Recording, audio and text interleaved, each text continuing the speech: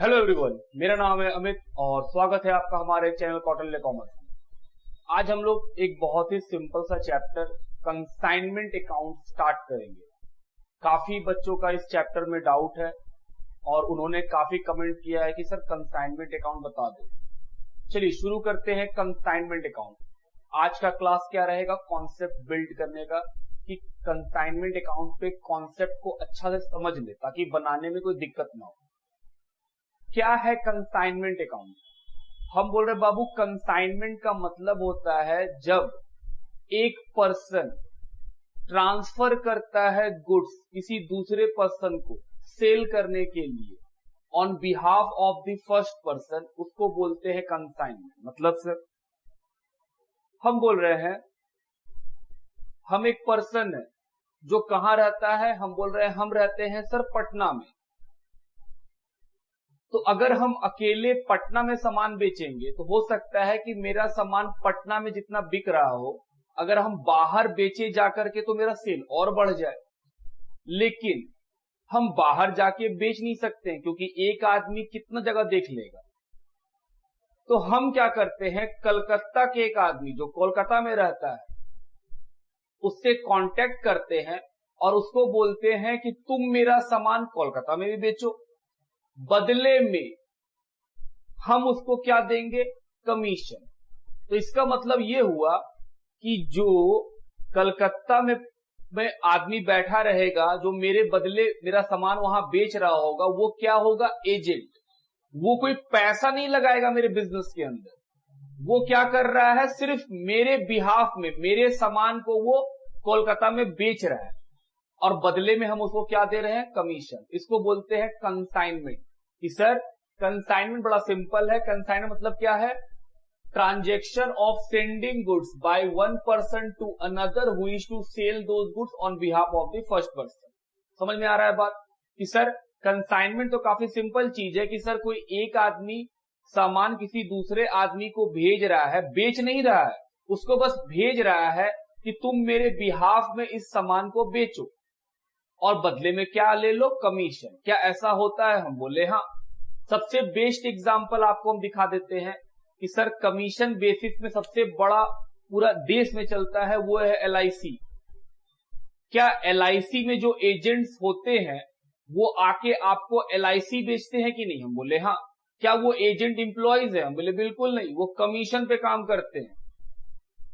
तो LIC क्या की, LIC अपना पॉलिसी बेचने के लिए वो किसी इंप्लॉय को नहीं बुलाई, वो बोली एजेंट्स को बुलाते हैं। एजेंट्स मेरे लिए LIC बेचेंगे और बदले में कमीशन लेंगे। हम बोले बिल्कुल।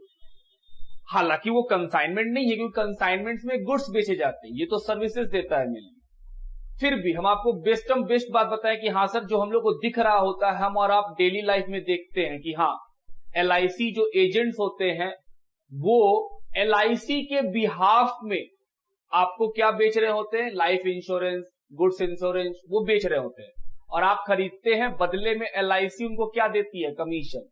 तो क्या कोई भी LIC एजेंट LIC के अंदर क्या बिजनेस पार्टनर है? हम बोले नहीं, कोई बिजनेस पार्टनर नहीं है वो।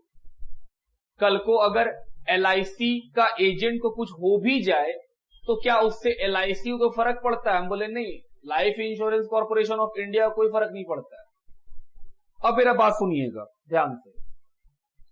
कंसाइनमेंट में एक पर्सन कौन होगा, जो गुड्स को देगा दूसरे पर्सन को बेचने के लिए ऑन कमीशन बेसिस। हम बोले हाँ। तो जिस पर्सन का गुड्स रहता है, जो इस गुड्स को भेज रहा है कलकत्ते वाले एजेंट को कि भाई तुम कलकत्ता में बेचो, पटना में तो हम खुद ही बेच लेते हैं, तुम कलकत्ता में बेचो। तो जो पर्सन का गुड्स होता है उसको बोलते हैं कंसाइनर। कंसाइनर का मतलब person who send the goods to another person to sell on commission basis. हम बोले हाँ।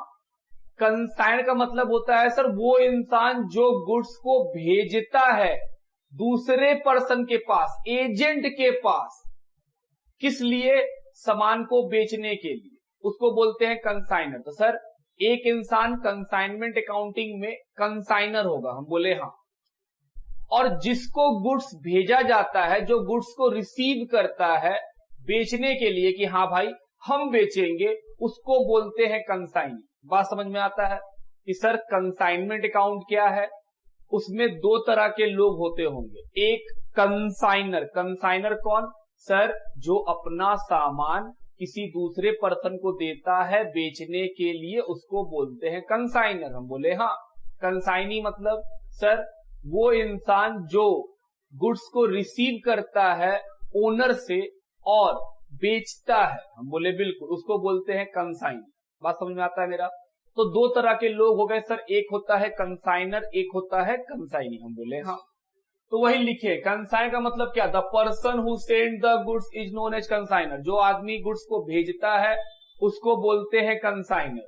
कंसाइनी का मतलब the person to whom goods are sent is called consignee.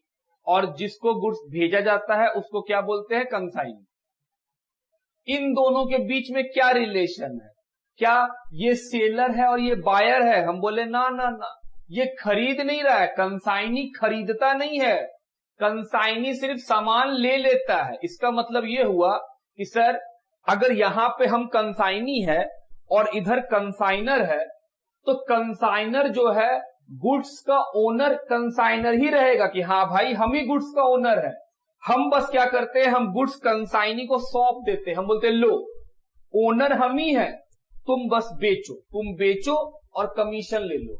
तो हम बोले सर इन दोनों के बीच क्या बायर और सेलर का रिलेशन है? हम बोले ना, ये बायर नहीं है, ये सेलर नहीं है, ये एजेंट है, ये प्रिंसिपल है। कि सर ये मालिक है और ये इसका एजेंट है, ये इसके बिहाफ, ये जो कंसाइनी है वो कंसाइनर के बिहाफ में काम करता है। जो बिल बनता है वो इसी के नाम का बनता है कि हाँ भाई इसी का माल बिक रहा है। जैसे आपको हम बताते हैं बेस्ट एग्जांपल, अमेजॉन।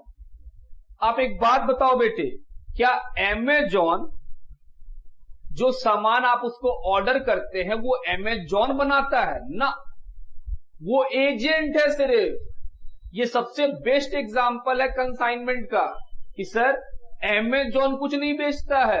आप उसके साइट पे जाते हैं, आप ऑर्डर जो प्लेस करते हैं, एक्चुअल में ओनर कोई और होता है।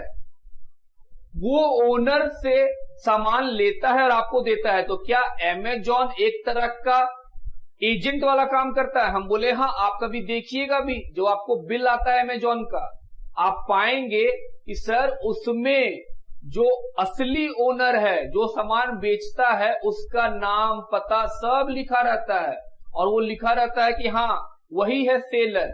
अमेजॉन तो बस एक एजेंट है, कमीशन कमाता है कि भाई बायर और सेलर को वो मिलाता है और क्या कमाता है? एजेंट। तो क्या हम बोल सकते हैं कि सर अमेजॉन भी एक तरह का कंसाइनमेंट का काम करता है? हम बोले हाँ। क्या अमेजॉन का प्रचार आप देखते हैं कि आइए बिजनेस बढ़ाइए, मेरे साथ मिलकर बिजनेस कीजिए?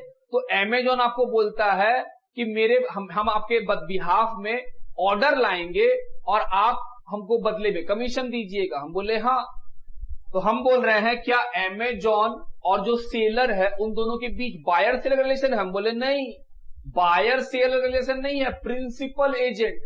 अमेजॉन सामान बेच देता है, बदले में अपना कमीशन काट लेता है। बात समझ में आता है?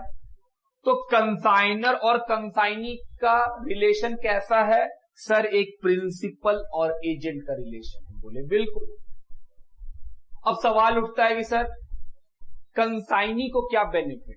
कंसाइनर को तो बेनिफिट है कि पटना में रहते हुए कलकत्ता में अपना सामान बेचे जा रहा है। कंसाइनी को क्या बेनिफिट? हम बोले बाबू कमीशन। कमीशन बहुत तगड़ा मिलता है और कमीशन इतना अच्छा होता है कि परसेंटेज वाइज वो लोग बहुत सारे पैसा कमाते हैं। तो कंसाइनी का फायदा है कमीशन, उसका 1 रुपया पॉकेट से नहीं खर्चा होगा। सामान लाने बेचने में जो भी खर्चा होगा वो सब खर्चा कौन करेगा? कंसाइनर। कंसाइनर बोल रहा भैया तुम खाली बेचो, बाकी बेचने में रखने में जो भी खर्चा होगा वो पैसा हम तुमको दे देंगे, टेंशन मत लो। बदले में क्या देंगे तुमको हम? कमीशन। तो कंसाइनी को कमीशन मिलता है, वो कमीशन के लिए काम करता है। कमीशन 3 तरह से बट गए, ध्यान से सुनना। पहला ऑर्डिनरी कमीशन। ये क्या होता है सर? सामान बेचिए, कमीशन मिल जाएगा 2%, 4%, 5%, 10% जो तय होगा। दूसरा टाइप का कमीशन होता है del credere commission. Sir del credere commission, हम बोले हाँ।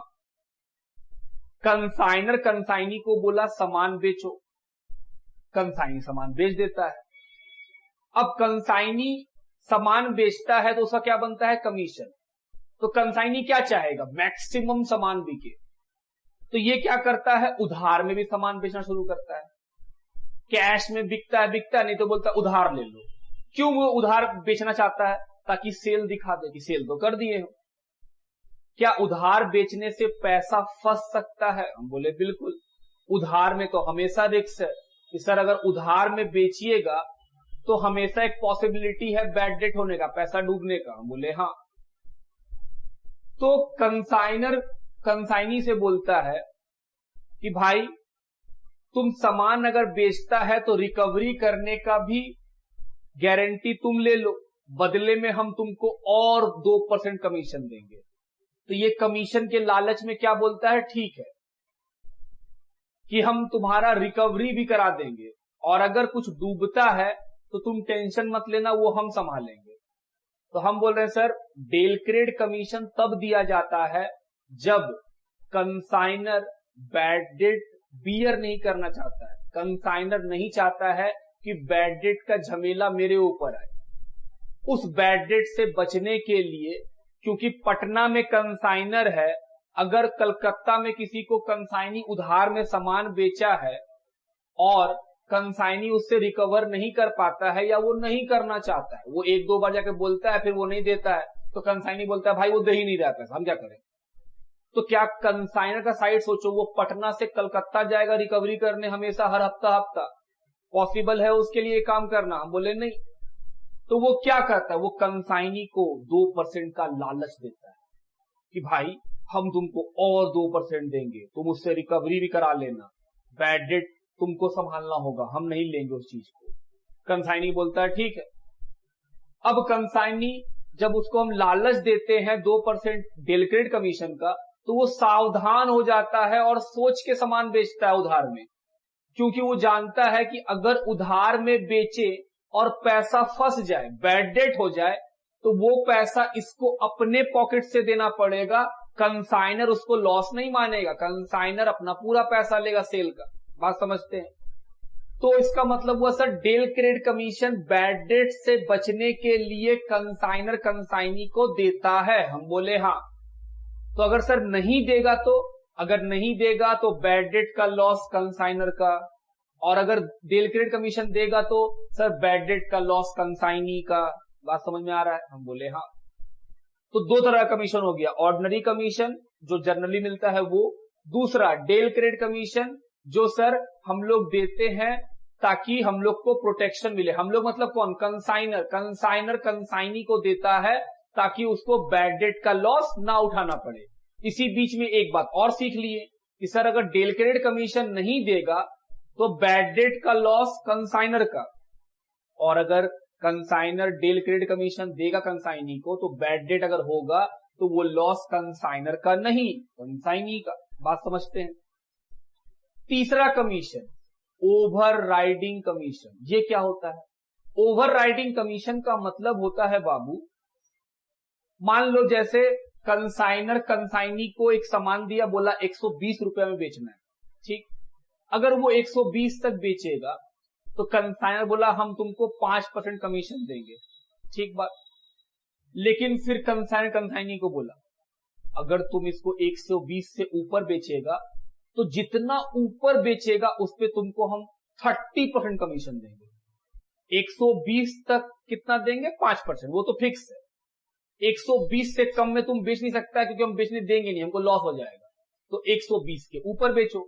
अगर तुम 120 तक बेचा तो 5 तो देते ही रहेंगे, लेकिन अगर तुम 120 से ऊपर बेचेगा तो हम तुमको 30% एक्स्ट्रा कमीशन देंगे फॉर द अमाउंट एबव 120। 120 के जितना ऊपर तुम बेचेगा उस रुपए का 30%। मान लो कंसाइनी 120 का माल को 150 में बेचा, तो कितना ऊपर में बेचा, 30 रुपया। उस 30 का 30% कंसाइनी को जो कमीशन मिलता है उसको बोलते हैं ओवर राइडिंग कमीशन। बात समझ में आता है? क्लियर? तो हम बोल रहे हैं सर कंसाइनी को कमीशन मिलता है 3 तरह का। क्या क्या? ऑर्डिनरी कमीशन जो नॉर्मल मिलता है सेल के ऊपर। दूसरा बोलो सर, दूसरा मिलता है डेल क्रेड कमीशन। हम बोले हाँ, दूसरा मिलता है डेल क्रेड कमीशन। तीसरा बोलो सर, तीसरा उसको मिलता है overriding commission. Del credere commission में क्या होता है सर? डेल क्रेड कमीशन देने से कंसाइनर को बैड डेट नहीं उठाना पड़ता है, और अगर वो डेल क्रेड कमीशन नहीं देगा तो फिर बैड डेट का लॉस कंसाइनर का, और डेल क्रेड कमीशन देगा तो बैड डेट का लॉस कंसाइनी का। ओवर राइडिंग में सेलिंग प्राइस जो फिक्स्ड है उससे अगर ऊपर बेचते हैं तो उस प्राइस पे क्या मिलता है? Overriding commission. क्वेश्चन हमेशा आपको बताएगा कमीशन के बारे में कि कैसे निकालना है और कितना देना है, तो कमीशन कभी भी चैलेंजिंग बात नहीं रहेगा इस चैप्टर के साथ। बात समझ में आते हैं? तो ये हम लोग क्या लिख लिए कि हाँ भाई कमीशन भी 3 तरह का होता है। क्या इतना ही थ्योरी है? हम बोले नहीं बाबू, बहुत थ्योरी है। अगर आपको थ्योरी पढ़ने का मन है, अगर आपको लगता है कि सर थ्योरी भी पढ़ना चाहिए, तो मेरे इंस्टाग्राम पेज पे जाइए। इंस्टाग्राम पेज पे आपको मेरा मिल जाएगा कंसाइनमेंट से रिलेटेड थ्योरी, सारा बात वहां लिखा हुआ है। और मेरा इंस्टाग्राम का आईडी क्या है? अमित के 8193। आप जाकर के उस पेज में कंसाइनमेंट का जितना भी बात है वो बात लिख सकते हैं वहां से देख देख के। इतना बात लिखिए पहले। चलिए अब हम लोग बात करेंगे कि अकाउंटिंग ट्रीटमेंट क्या होगा। जब भी हम बात करते हैं सर अकाउंटिंग ट्रीटमेंट मतलब जर्नल एंट्री, कि आपका एंट्री अच्छा होना चाहिए। हम फिर से बोल रहे हैं, आप है चार्टर्ड अकाउंटेंट और आपको सारा एंट्री आता है, बस कहानी का अंतर है कि सर एक बार कहानी पता चल जाए तो ऑटोमेटिक एंट्री तो पता ही रहता है। हम बोल रहे दोस्त ध्यान से सोचो, कंसाइनमेंट अकाउंट बना रहे हैं तो एक बात तो क्लियर है कि सर कंसाइनमेंट अकाउंट में अगर 2 पार्टी है, एक कंसाइनर और एक कंसाइनी, हम बोले हाँ, तो कंसाइनर के बुक में अकाउंटिंग ट्रीटमेंट होगा और फिर कंसाइनी के बुक में भी होगा। हम बोले बिल्कुल, दोनों अपना अपना अकाउंटिंग करेगा। सबसे पहले हम लोग एक पार्टी को सीखेंगे, वो कौन है? कंसाइनर की। सर पहले कंसाइनर के बुक में सीख लेंगे तो कंसाइनी के बुक में ऑटोमेटिक समझ में आ जाएगा कि सर कंसाइनी के बुक में क्या होगा। बात समझते हैं मेरे यहाँ तक? इससे पहले कि हम सारा बात लिखेंगे, हम लोग समझते हैं कि क्या क्या होने वाला है, एक बिजनेस में क्या हो सकता है। In the book of consignor मतलब ओनर जो प्रिंसिपल है वो क्या सोच रहा है, उसके पॉइंट ऑफ व्यू सोचते हैं कि सर वो अपने पॉइंट ऑफ व्यू से क्या क्या बात हो रहा है उसके साइड से सोचते हैं एक बार, कि अपने आप को मानो कि हम हैं कंसाइनर। हम बोले ठीक। सबसे पहले क्या होगा सर? सबसे पहले जो कंसाइनर है वो कंसाइनी को सामान भेजेगा, बेचेगा नहीं, भेजेगा। मतलब सर सामान का जगह पटना से कलकत्ता हो जाएगा। हम बोले ठीक। तो जाहिर सा बात है कंसाइनी पहले खरीदा होगा, खरीदने का तो एंट्री हम लोग जानते हैं, purchase account, debit to cash, और उधार में खरीदे होंगे तो क्रेडिट। हम बोले ठीक। सामान खरीद लिए, अब हमको क्या करना है? भेजना है। तो गुड्स को भेजेंगे किसके पास? कंसाइनी के पास। क्या एंट्री करना है वो सोचना। सर एक एंट्री तो ये होगा कि हम गुड्स को भेजेंगे कंसाइनी के पास, एक एंट्री। हम बोले ठीक। फिर क्या होगा? कंसाइनर उस गुड्स को भेजेगा तो सर भेजने का एंट्री एक। दूसरा, क्या उस गुड्स के ऊपर खर्चा होगा? भेजने में खर्चा। हम बोले हाँ, भेजने में खर्चा भी होगा। पटना से कलकत्ता सामान बिना खर्चा किए कैसे चला जाएगा? ऑटो का भाड़ा, ट्रेन का भाड़ा, कूली का भाड़ा, लोडिंग अनलोडिंग का भाड़ा, डॉक का भाड़ा, इतना सारा खर्चा होगा। तो ये सारा खर्चा कौन उठाएगा? कंसाइनर, वो भेज रहा है। और कंसाइनमेंट अकाउंट में वैसे भी सारा खर्चा किसका होने वाला है? कंसाइनर का। कंसाइनी क्या कोई खर्चा करेगा? ना। अगर वो कोई खर्चा करेगा तो उसका रिकवरी वो किससे करेगा? कंसाइनर से। तो हम बोल रहे हैं सर जो भी खर्चा कंसाइनी करेगा, अगर वो खर्चा कंसाइनर से रिकवर हो ही जाएगा तो फिर खर्चा तो कंसाइनर का है, कंसाइनी का तो खर्चा है ही नहीं। हम बोले हाँ, सारा खर्चा कंसाइनर का है। तो हम बोले सर सबसे पहले क्या कहानी होगा कि सर कंसाइनर सामान भेजा, उसका अकाउंटिंग एंट्री सीखना है। हम बोले हाँ। कंसाइनर खर्चा करेगा, उसका एंट्री सीखना है। हम बोले बिल्कुल। उसके बाद हम बोले और क्या होगा, हो सकता है कंसाइनर कुछ एडवांस ले ले कंसाइनी से, तो एडवांस लेने का एंट्री करना होगा। उसके बाद फिर क्या होगा, कंसाइनी को सामान मिल जाएगा तो कुछ खर्चा वो करेगा, तो कंसाइनी का खर्चा का एंट्री करना होगा। हम बोले हाँ। उसके अलावा हम बोले सर उस सामान को बेचेगा, उसका एंट्री। वो कुछ सामान अगर हमको वापस कर दिया, उसका एंट्री।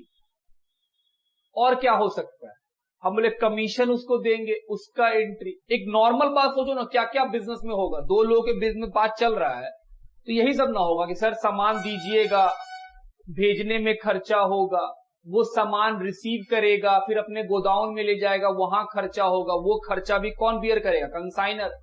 कंसाइन तो करेगा नहीं। उसके बाद कुछ एडवांस मिलेगा कंसाइनी से, उसका एंट्री। हम बोले हाँ। उसके बाद अगर वो कुछ सामान कंसाइनर को वापस कर देगा तो उसका एंट्री करेंगे। बोले हाँ। और हम बोले सर क्या कंसाइनी कोई सामान रख सकता है अपने पर्सनल यूज के लिए। हम बोले हाँ। तो मेरे लिए तो वो भी सेल है। कंसाइनी अपने आप को खुद को इस्तेमाल कर ले या किसी और को बेचे, कंसाइनर के पॉइंट ऑफ व्यू से तो वो सेल है कि भाई मेरे लिए सेल है, हम ले लेंगे तुमसे पैसा। हम बोले हाँ। और क्या होगा, कमीशन देने का एंट्री।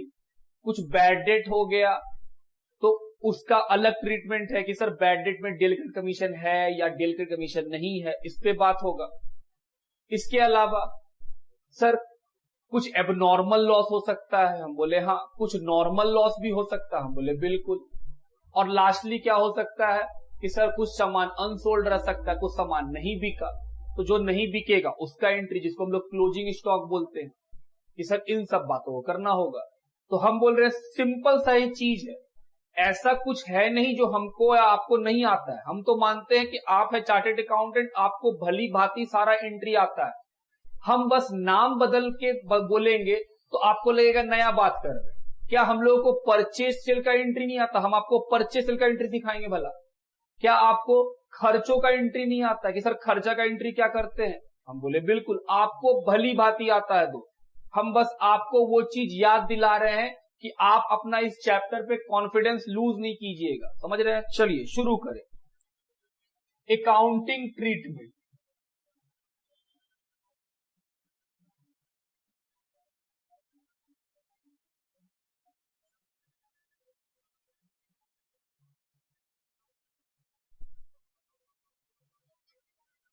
किसके बुक में, इन दी बुक्स ऑफ कंसाइनर।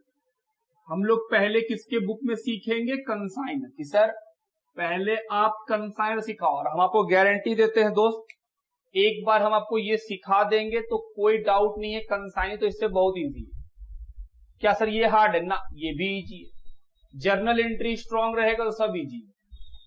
जब हम लोग कंसाइनमेंट पढ़ेंगे तो याद रखिएगा, हम लोगों को कंसाइनमेंट का प्रॉफिट निकालना है कि सर जो कंसाइनमेंट का काम कर रहे हैं उस काम से कितना प्रॉफिट। आफ्टर ऑल कंसाइनमेंट भी तो एक बिजनेस है, और बिजनेस से क्या निकलता है, या तो प्रॉफिट या तो लॉस। तो ऑब्जेक्टिव क्या रहेगा कंसाइनमेंट बनाने का कि सर प्रॉफिट और लॉस जानना। हम बोले हाँ। ध्यान दीजिएगा, हम लोग क्या बात कर रहे थे कि सर सबसे पहले क्या होगा, हम है कंसाइनर, वहां खड़ा है consignee.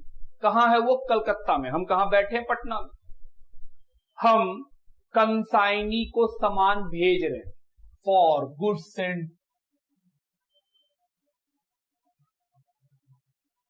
Goods send on consignment.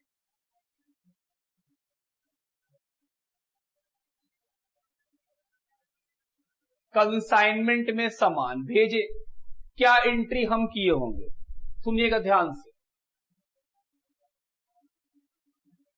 Consignment account debit. Sir consignment account बता रहे हैं दोस्त, to goods send on consignment.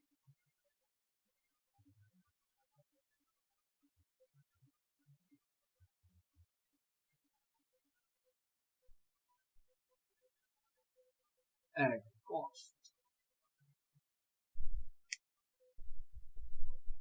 Consignment account क्या है? हम बोल रहे हैं सर ये एक नॉमिनल अकाउंट है। नॉमिनल अकाउंट है? हम बोले हाँ। कंसाइनमेंट अकाउंट एक तरह का नॉमिनल अकाउंट है जो कि हम यूज करते हैं प्रॉफिट लॉस को निकालने के लिए। हम बोले छोड़ो कंसाइनमेंट अकाउंट, ट्रेडिंग पीएल, साफ बात। ट्रेडिंग पीएल का नेचर है कंसाइनमेंट का। डेबिट में क्या रिकॉर्ड होता है बाबू? सर डेबिट में रिकॉर्ड होता है एक्सपेंसेस। हम बोले हाँ। क्रेडिट में क्या रिकॉर्ड होता है? इनकम। हम बोले बिल्कुल। डेबिट में सारा खर्चा को रिकॉर्ड कीजिए, क्रेडिट में सारा इनकम को रिकॉर्ड कीजिए, और क्या मिल जाएगा? Profit loss. हम बोले ठीक। तो हम बोल रहे हैं जो भी नॉमिनल इन नेचर रहता है वो सारा बात कहां ट्रांसफर हो जाता है? ट्रेडिंग पीएल में। हम बोले बिल्कुल। तो हम बोल रहे हैं बाबू उसी तरह same to same consignment account भी अपने आप में ट्रेडिंग पीएल, सोचो ना 2 मिनट कि सर ट्रेडिंग पीएल। हम बोल रहे हैं कंसाइनमेंट के बिजनेस में गुड्स आया तो याद करो ट्रेडिंग अकाउंट कि सर सामान जब खरीदते थे तो वो ट्रांसफर कहां हो जाता था? ट्रेडिंग के डेबिट साइड में। एंट्री क्या बनता था? Sir trading account debit to purchase. इसका मतलब क्या समझते थे कि सर गुड्स बिजनेस के पास है, परचेज हुआ है। हम बोले सेम बात। कंसाइनमेंट एक नया बिजनेस है। इस बिजनेस में गुड्स मिला, किससे मिला? कंसाइनर से। कंसाइनर अपना परचेज वाला गुड्स, ये क्या इंडिकेट कर रहा है दोस्त हमको? परचेज। ये परचेज है किसके लिए? कंसाइनर के लिए।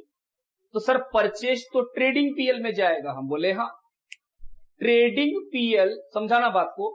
ट्रेडिंग पीएल में मान लो हम सामान खरीदे 1 लाख, ठीक, उसमें से 50,000 का सामान हम कंसाइनमेंट में भेज दिए।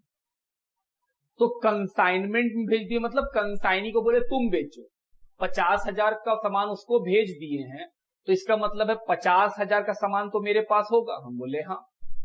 तो हम बोल रहे हैं सर जो ट्रेडिंग पीएल से हम बिजनेस करेंगे, जो गुड्स को हम बेचेंगे उसको हम ट्रेडिंग पीएल से लिखेंगे। तो मेरा जो गुड्स 1 लाख का परचेज किए हैं, जिसको हम ट्रेडिंग पीएल में 1 लाख लिखे हैं, क्या उसमें से 50,000 कम करना पड़ेगा? हम बोले हाँ। क्यों कम कर रहे हैं? क्योंकि सर 1 लाख में 50,000 तो आप दे दिए हैं कंसाइनी को बेचने के लिए, मतलब आप तो नहीं बेचिएगा। हम बोले हाँ। तो सर आपका परचेज से कितना घटने वाला है? हम बोले 50,000। तो हम बोल रहे हैं क्यों घट रहा है? क्योंकि सर परचेज आप ट्रांसफर कर दिए कंसाइनमेंट के पास। हम बोले बिल्कुल, बस नाम बदल दिए दोस्त। नाम क्या है? Goods sent on consignment. तो एंट्री क्या बना? हम बोल रहे हैं सर कंसाइनमेंट अकाउंट एक नॉमिनल अकाउंट है, जस्ट लाइक ट्रेडिंग पीएल। तो हम बोल रहे हैं गुड्स भेजने का एंट्री क्या? कंसाइनमेंट अकाउंट डेबिट, खर्चा। जो सामान हम भेजे हैं, सामान तो मेरे लिए खर्चा ही है ना जी, कि सर हम सामान भेजे तो खर्चा ही कर रहे हैं। तो बोल रहे सर खर्चा trading account debit to purchase, एक तरह का क्लोजिंग एंट्री चल रहा है ये। तो हम बोले हाँ ये सारा क्लोजिंग एंट्री है, ओपनिंग एंट्री नहीं है, क्लोजिंग है। कि सर आप एक खर्चा किए हैं, खर्चा डेबिट में ट्रांसफर हो गया, तो एंट्री क्या बना? Consignment account debit to goods sent on consignment at cost. 2 तरह से पढ़ना, एक पढ़ना है एट कॉस्ट, एक पढ़ना है एट इनवॉइस प्राइस। हम लोग का सारा फोकस सिर्फ और सिर्फ कॉस्ट पे रखना है दोस्त, इनवॉइस प्राइस पे नहीं रखना है। बात समझते हैं? एक बार हम आपको कॉस्ट सिखा देंगे तो इनवॉइस प्राइस तो बच्चा वाला चीज हो जाएगा। सर इनवॉइस प्राइस तो जरा सा बात और जोड़ते बन जाता है। तो हम लोग ध्यान देंगे कॉस्ट पे, सर पहले कॉस्ट सीखेंगे। हम बोले हाँ। B goods sent on consignment. Sir goods को कंसाइनमेंट पे भेज दिए। बोले बिल्कुल। सेकेंड, अब क्या होगा? क्या गुड्स को भेजने में कंसाइनर को कुछ खर्चा होगा? बोलो। या फिर गुड्स पटना से कलकत्ता उड़ के चला जाएगा? नहीं, बहुत सारा खर्चा होगा। सर पहले आप कंसाइनर पटना गोदाम से उठाएगा, ट्रेन में लदवाएगा, ट्रेन से उतरेगा, सबका भाड़ा खर्चा होता है। तो हम बोले सर कंसाइनर खर्चा करेगा for expenses paid by consignor. जो खर्चा कंसाइनर करेगा उसका एंट्री क्या? हम बोले सर खर्चा डेबिट, खर्चे का नाम क्या? कंसाइनमेंट। ओ याद है रीवैल्यूएशन में भी सर लॉस का नाम क्या? रीवैल्यूएशन। प्रॉफिट का नाम क्या? रीवैल्यूएशन। हम बोल रहे दोस्त खर्चा हो रहा है, खर्चा किसी भी नाम का हो, हम क्या लिखेंगे? कंसाइनमेंट। टू बैंक, पैसा गया, कंसाइनर पैसा दिया, इन दी बुक्स ऑफ कंसाइनर चल रहा है। कंसाइनर क्या बोला? खर्चा हुआ, खर्चा डेबिट, कंसाइनमेंट अकाउंट डेबिट, खर्चे का नाम कंसाइनमेंट। टू सर पैसा गया टू बैंक, एसेट्स घट गया। उसी तरह ये भी था दोस्त, पहला वाला हम सामान भेज रहे हैं, क्या खर्चा है? हम बोले हाँ खर्चा debit, consignment account debit. To क्या मेरा गुड्स जो मेरे पास रखा हुआ था परचेज, क्या वो घट जाएगा? हम बोले हाँ सर एसेट घट गया, to goods sent on consignment, मेरा स्टॉक घट रहा है, हम दे दिए। हम बोले हाँ। बी एक्सपेंसेस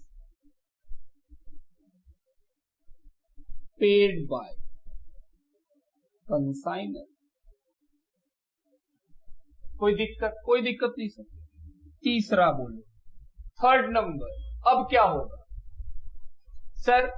कुछ खर्चा कंसाइनी करेगा, रेलवे स्टेशन पे माल उतरा, कंसाइनी खड़ा है, बोल रहा अच्छा मेरा माल आ गया है, क्या अब वहां से उठा के कंसाइनी ले जाएगा अपने गोदाम तक? हम बोले हाँ।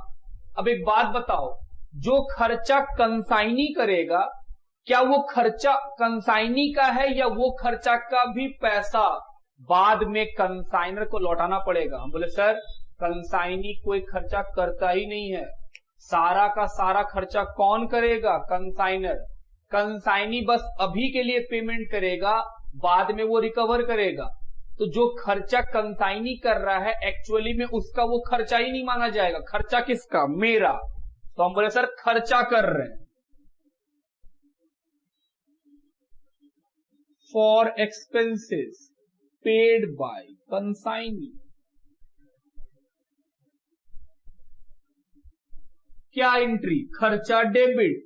सर पेमेंट वो किया है तो उसका खर्चा ना, वो एजेंट है दोस्त, वो क्यों खर्चा करेगा? वो तुम्हारा सामान बेच रहा है बस कमीशन के लिए, खर्चा तो हमको करना पड़ेगा। अगर हम किसी को बोलेंगे खर्चा तुम्हारा तो बोलेगा रहने दो, हम अपना खुद का दुकान नहीं खोल लें। अगर हमको दुकान का भाड़ा उठाना है, हमको सारा खर्चा करना है, तो हम कमीशन काहे लेंगे? प्रॉफिट लेंगे।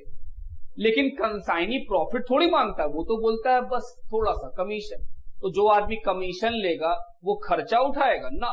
खर्चा किसका? हम बोल रहे कंसाइनर। खर्चा डेबिट, बोलो खर्चा का नाम सर कंसाइनमेंट। अब आप पकड़ लिए कि हाँ सर खर्चा का नाम कंसाइनमेंट है। टू क्या मेरा पैसा गया? हम बोले नहीं मेरा पैसा नहीं गया, मेरे लिए एक लाइबिलिटी बन गया। लाइबिलिटी बन गया? हाँ भाई, जो कंसाइनी पेमेंट कर दिया है क्या वो बाद में पैसा मांगेगा हमसे? हम बोले ऑफ कोर्स मांगेगा, वो बोलेगा मेरा खर्चा ही नहीं है। तो वो खर्चा तो कंसाइनर का, हम है कंसाइनर। कंसाइनी खर्चा कर रहा है और हम कंसाइनी को क्या आश्वासन दिए? दोस्त तुम कर दो, बाद में हम दे देंगे। तो क्या हम उसको अपना लाइबिलिटी बना रहे हैं? हम बोले हाँ। खर्चा हुआ, मेरा पैसा नहीं गया, कंसाइनी का गया, तो कंसाइनी बाद में ले लेगा। तो हम बोले सर ये लाइबिलिटी है आपके लिए। Being expenses paid by consignor on behalf of consignor. और क्या होगा सर? हम बोले आओ बाबू और देखें।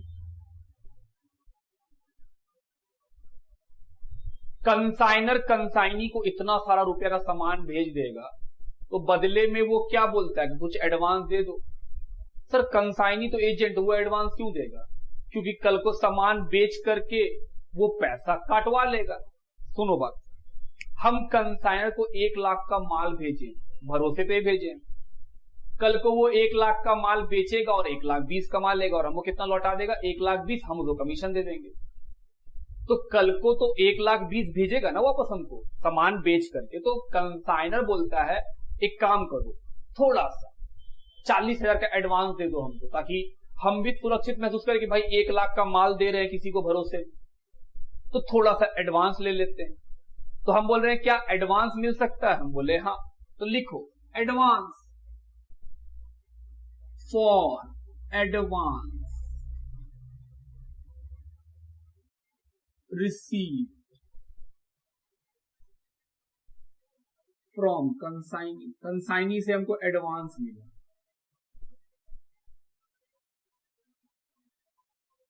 बी लॉजिकल, ऐसा होता ही है, लाखों का माल कोई देगा थोड़ा सा एडवांस तो लेगा ही। तो क्या एंट्री होगा? कंसाइनर, कंसाइनी एडवांस दिया, तो क्या पैसा आया? हम बोले हाँ। तो बैंक अकाउंट डेबिट।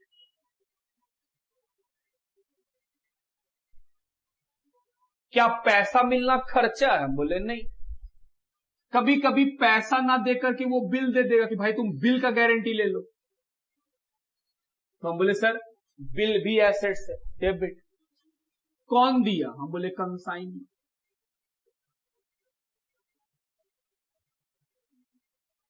कंसाइनी दे दिया है, बाद में वो सेटलमेंट करा लेगा कि हाँ भाई जब सामान बेचेंगे तो ये एडवांस कटवा लेंगे। हम बोले बिल्कुल। B advance receive. सर अब क्या होगा? कंसाइनी सामान को बेचेगा, कंसाइनी सामान को बेचेगा तो सर प्रॉफिट होगा। हम बोले हाँ। जो प्रॉफिट होगा वो किसका? कंसाइनी का या कंसाइनर का? सर कंसाइनर का। वो तो एजेंट है, वो प्रॉफिट कैसे ले सकता है? जो भी इनकम है कंसाइनर का, जिस तरह खर्चा कंसाइनर का तो इनकम भी कंसाइनर का। तो हम बोले दोस्त बताओ इनकम का नाम क्या? कंसाइनमेंट। इनकम डेबिट या क्रेडिट? Sir credit. ये कोई पूछने का बात थोड़ी है। फॉर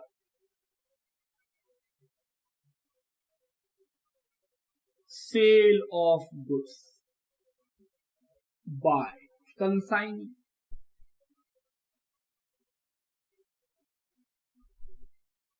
कंसाइनी सामान को बेचा, चाहे कैश में चाहे क्रेडिट में है, तो इनकम, इनकम क्रेडिट। इनकम का नाम क्या? कंसाइनमेंट। तो सर कंसाइनमेंट क्रेडिट। हम बोले वेरी गुड। डेबिट क्या होगा दोस्त? पैसा कौन लिया? कंसाइनी। हम तो लिए नहीं, तो मेरे पास तो पैसा भी नहीं आएगा। तो हम बोले सर कंसाइनी से आपको पैसा लेना है अब, तो कंसाइनी आपके लिए एसेट्स बन जाएगा। हम बोले हाँ। जस्ट लाइक डेटर कि सर कंसाइनी को जो सामान बेचा है वो मेरा इनकम है, तो इनकम तो क्रेडिट। हम बोले हाँ। तो टू कंसाइनमेंट। हमको पैसा थोड़ी मिला जो बैंक डेबिट लिखे, पैसा किसको मिला है? कंसाइनी को। तो सर अगर पैसा कंसाइनी को मिला है तो कंसाइनी का नाम लिखिए, आपके लिए वो एसेट बन जाएगा। इस जो पैसा कंसाइनी लिया है उस पे किसका अधिकार है? मेरा अधिकार है, कंसाइनर का अधिकार है। तो हम बोल रहे हैं सर बाद में कंसाइनी से ले लीजिए, आपके लिए वो एसेट्स है। तो हम बोले सर कंसाइनी डेबिट, मेरे लिए एसेट्स बन गया कंसाइनी। तो कंसाइनी लाइबिलिटी भी है, कंसाइनी एसेट्स भी है। हम बोले हाँ। जब वो मेरे बिहाफ में कुछ खर्चा कर देता है तो मेरे लिए कंसाइनी लाइबिलिटी है, और जब वो मेरे बिहाफ में कुछ इनकम कर लेता है, मेरे मतलब कंसाइनर, कंसाइनर के बिहाफ में कुछ इनकम कर लेता है, तो वो इनकम उसका थोड़ी है, मेरा है। वो लेके रखा है तो मेरे लिए एसेट्स है, बाद में लेंगे उससे। बात समझते हैं? लिखिए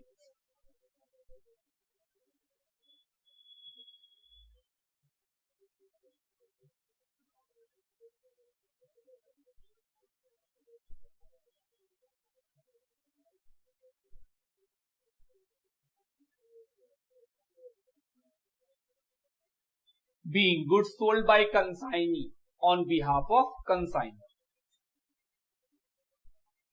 सर अब क्या होगा? जो गुड्स हम भेजे थे किसको? कंसाइनी को, उसमें से कुछ सामान हो सकता है वो वापस कर दे, कोई भी रीजन हो, for goods return by consignee. तो सर ये वाला एंट्री उल्टा हो जाएगा। हम बोले हाँ, भेजने का ठीक उल्टा, गुड्स रिटर्न बाय कंसाइनी।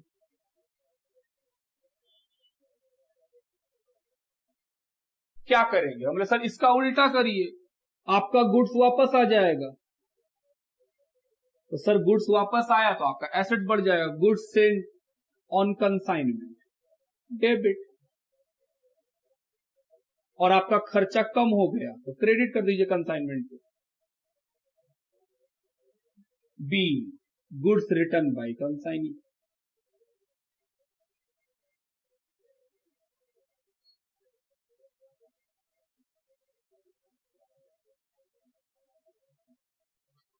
अभी तक कितना बात लिखे? 6 एंट्री, यहां तक कॉपी कीजिए। आइए अब क्या होगा? सामान बेच दिया गया, क्या कुछ सामान कंसाइनी भी ले सकता है? हम बोले हाँ बिल्कुल, वो भी मेरे लिए सेल है। गुड्स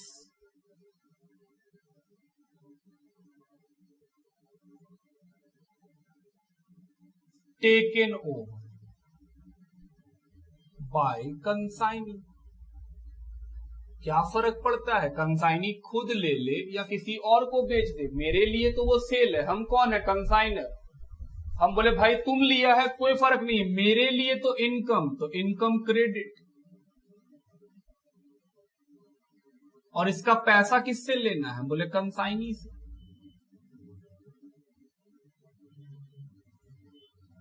तो sir consignee account debit to consignment same as sale. हम बोले हाँ। B, goods taken over by consignee. अब क्या होगा? हम बोले कमीशन देना पड़ेगा। क्या कमीशन देंगे? हम बोले हाँ।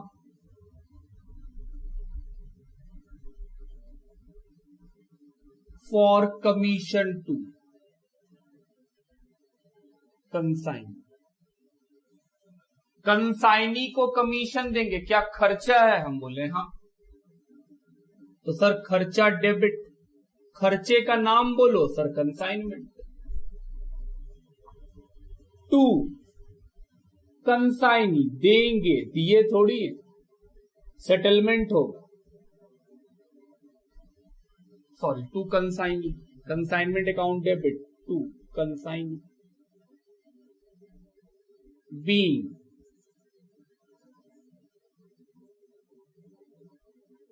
कमीशन अलाउड, कमीशन अलाउ कर दिए। अब क्या होगा? For bad debt,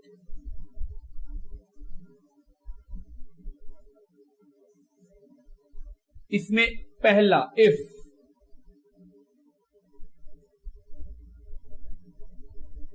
del credere commission is not allowed, अगर कंसाइनर डेल क्रेड कमीशन नहीं दे रहा है,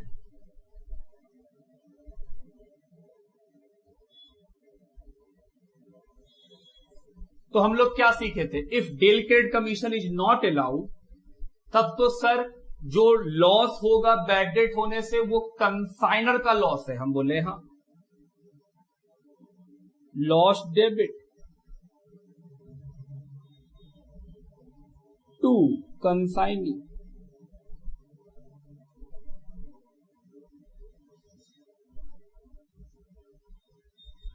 सर कंसाइनी क्यों लिखे? क्योंकि सेल के समय कंसाइनी से पैसा मांगेंगे ना कि सेल का पैसा दो, उसमें से जो डूब जाएगा, क्योंकि हम उसको डेल क्रेडिट नहीं दिए हैं, तो बोलेगा भाई इतना पैसा डूब गया। तो जितना से कंसाइनी डेबिट हुआ था, मेरे लिए एसेट्स बना था, मान लो 1 लाख का सामान बिका, तो बेचने के समय एंट्री क्या लिखे थे? सर कंसाइनी से लेना है पैसा 1 lakh, consignee account debit to consignment.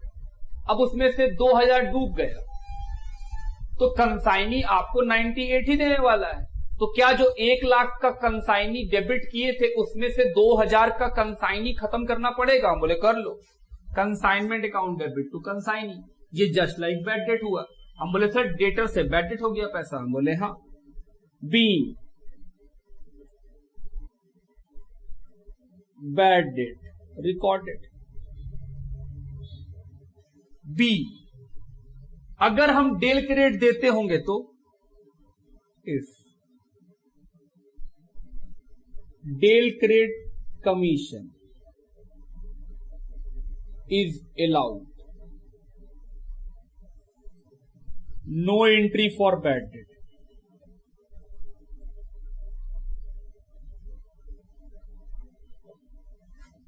तब तो हम कंसाइनर भला क्यों एंट्री करेगा? 1,00,000 का माल बेचा है, हम बोलेंगे भाई 1,00,000 दो।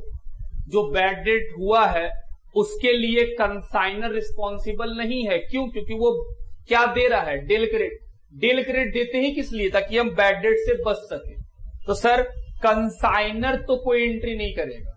सर कंसाइनी करेगा? हम बोले हाँ करेगा, जब उसका बारे में पढ़ेंगे तब आराम से बात करेंगे, अभी सिर्फ कंसाइनर पे फोकस करो।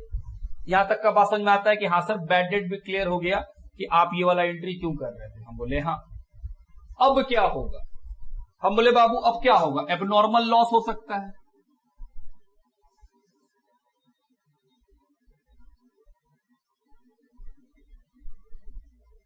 सर एबनॉर्मल लॉस क्या होता है? हम बोल रहे बाबू एबनॉर्मल लॉस वो होता है जो कि मिसमैनेजमेंट से, निग्लिजेंस से या डिफॉल्ट ऑफ दी मैनेजमेंट से होता है। मतलब अगर आपका तरीका सही होता तो इस लॉस से बचा जा सकता था, उसको बोलते हैं abnormal loss which can be controlled. तो एबनॉर्मल लॉस का क्या होगा? अब मेरा बात को आप थोड़ा सुनिएगा ध्यान से। अभी जो हम एंट्री करेंगे आपके हिसाब से वो चीज आपको लगेगा सर गलत है, लेकिन मेरे हिसाब से वो सही है। आप सुनिएगा कैसे। पहले हम एंट्री करते हैं कि सर एबनॉर्मल लॉस का एंट्री क्या।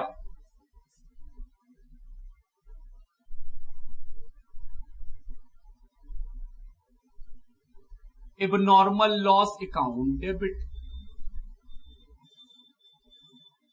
इंश्योरेंस क्लेम डेबिट,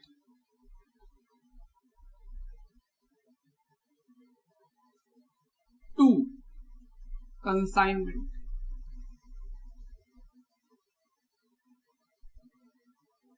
बी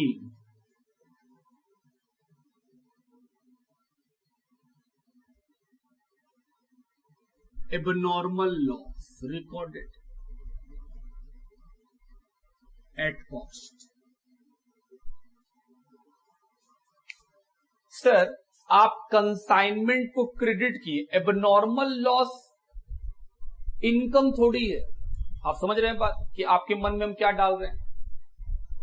क्योंकि सर आप तो बोल के रखे हैं कंसाइन, इनकम और एक्सपेंस का नाम कंसाइनमेंट है। हम बोले हाँ, दिक्कत बोलो।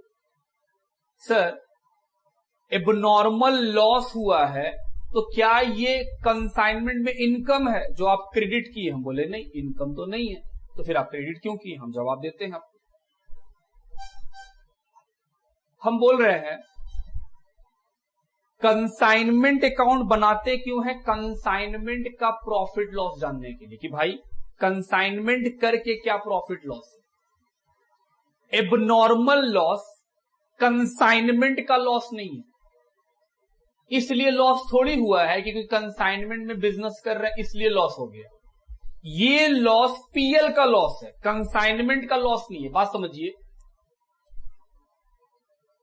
मान लीजिए हम 1,00,000 रुपए का सामान भेज रहे हैं, ठीक,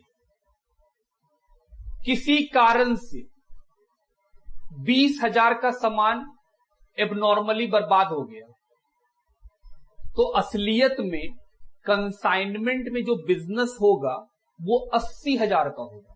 हम सही बोल रहे हैं कि सर 1,00,000 का सामान भेजे थे, कंसाइनी को 1,00,000 का माल भेज रहा है, 20,000 का सामान किसी भी कारण से बर्बाद हो गया, तो कंसाइनी को रिसीव कितना हुआ? 80,000। तो हम बोल रहे हैं बाबू जो बिजनेस होगा कंसाइनमेंट में वो कितने का होगा? हम बोले 80,000 का।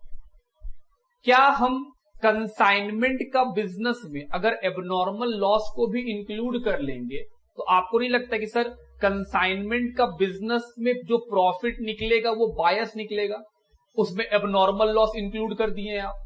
जबकि हमको जानना है सिर्फ और सिर्फ कि सर कंसाइनमेंट का बिजनेस करके कितना का प्रॉफिट लॉस। तो हम क्या किए, हम बोले सर एबनॉर्मल लॉस को हटाइए, उसको वो रहेगा तो जो बिजनेस है कंसाइनमेंट का उसमें एबनॉर्मल चीज भी आ गया है।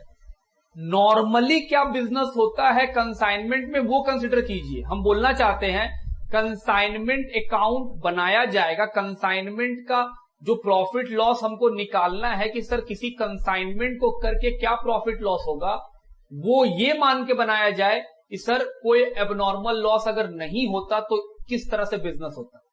तो हम क्या किए, हम बोल रहे हैं सर एबनॉर्मल लॉस को हटा दो, जो सामान आया, जो खर्चा हुआ डेबिट में, सामान कहां आया, डेबिट साइड में।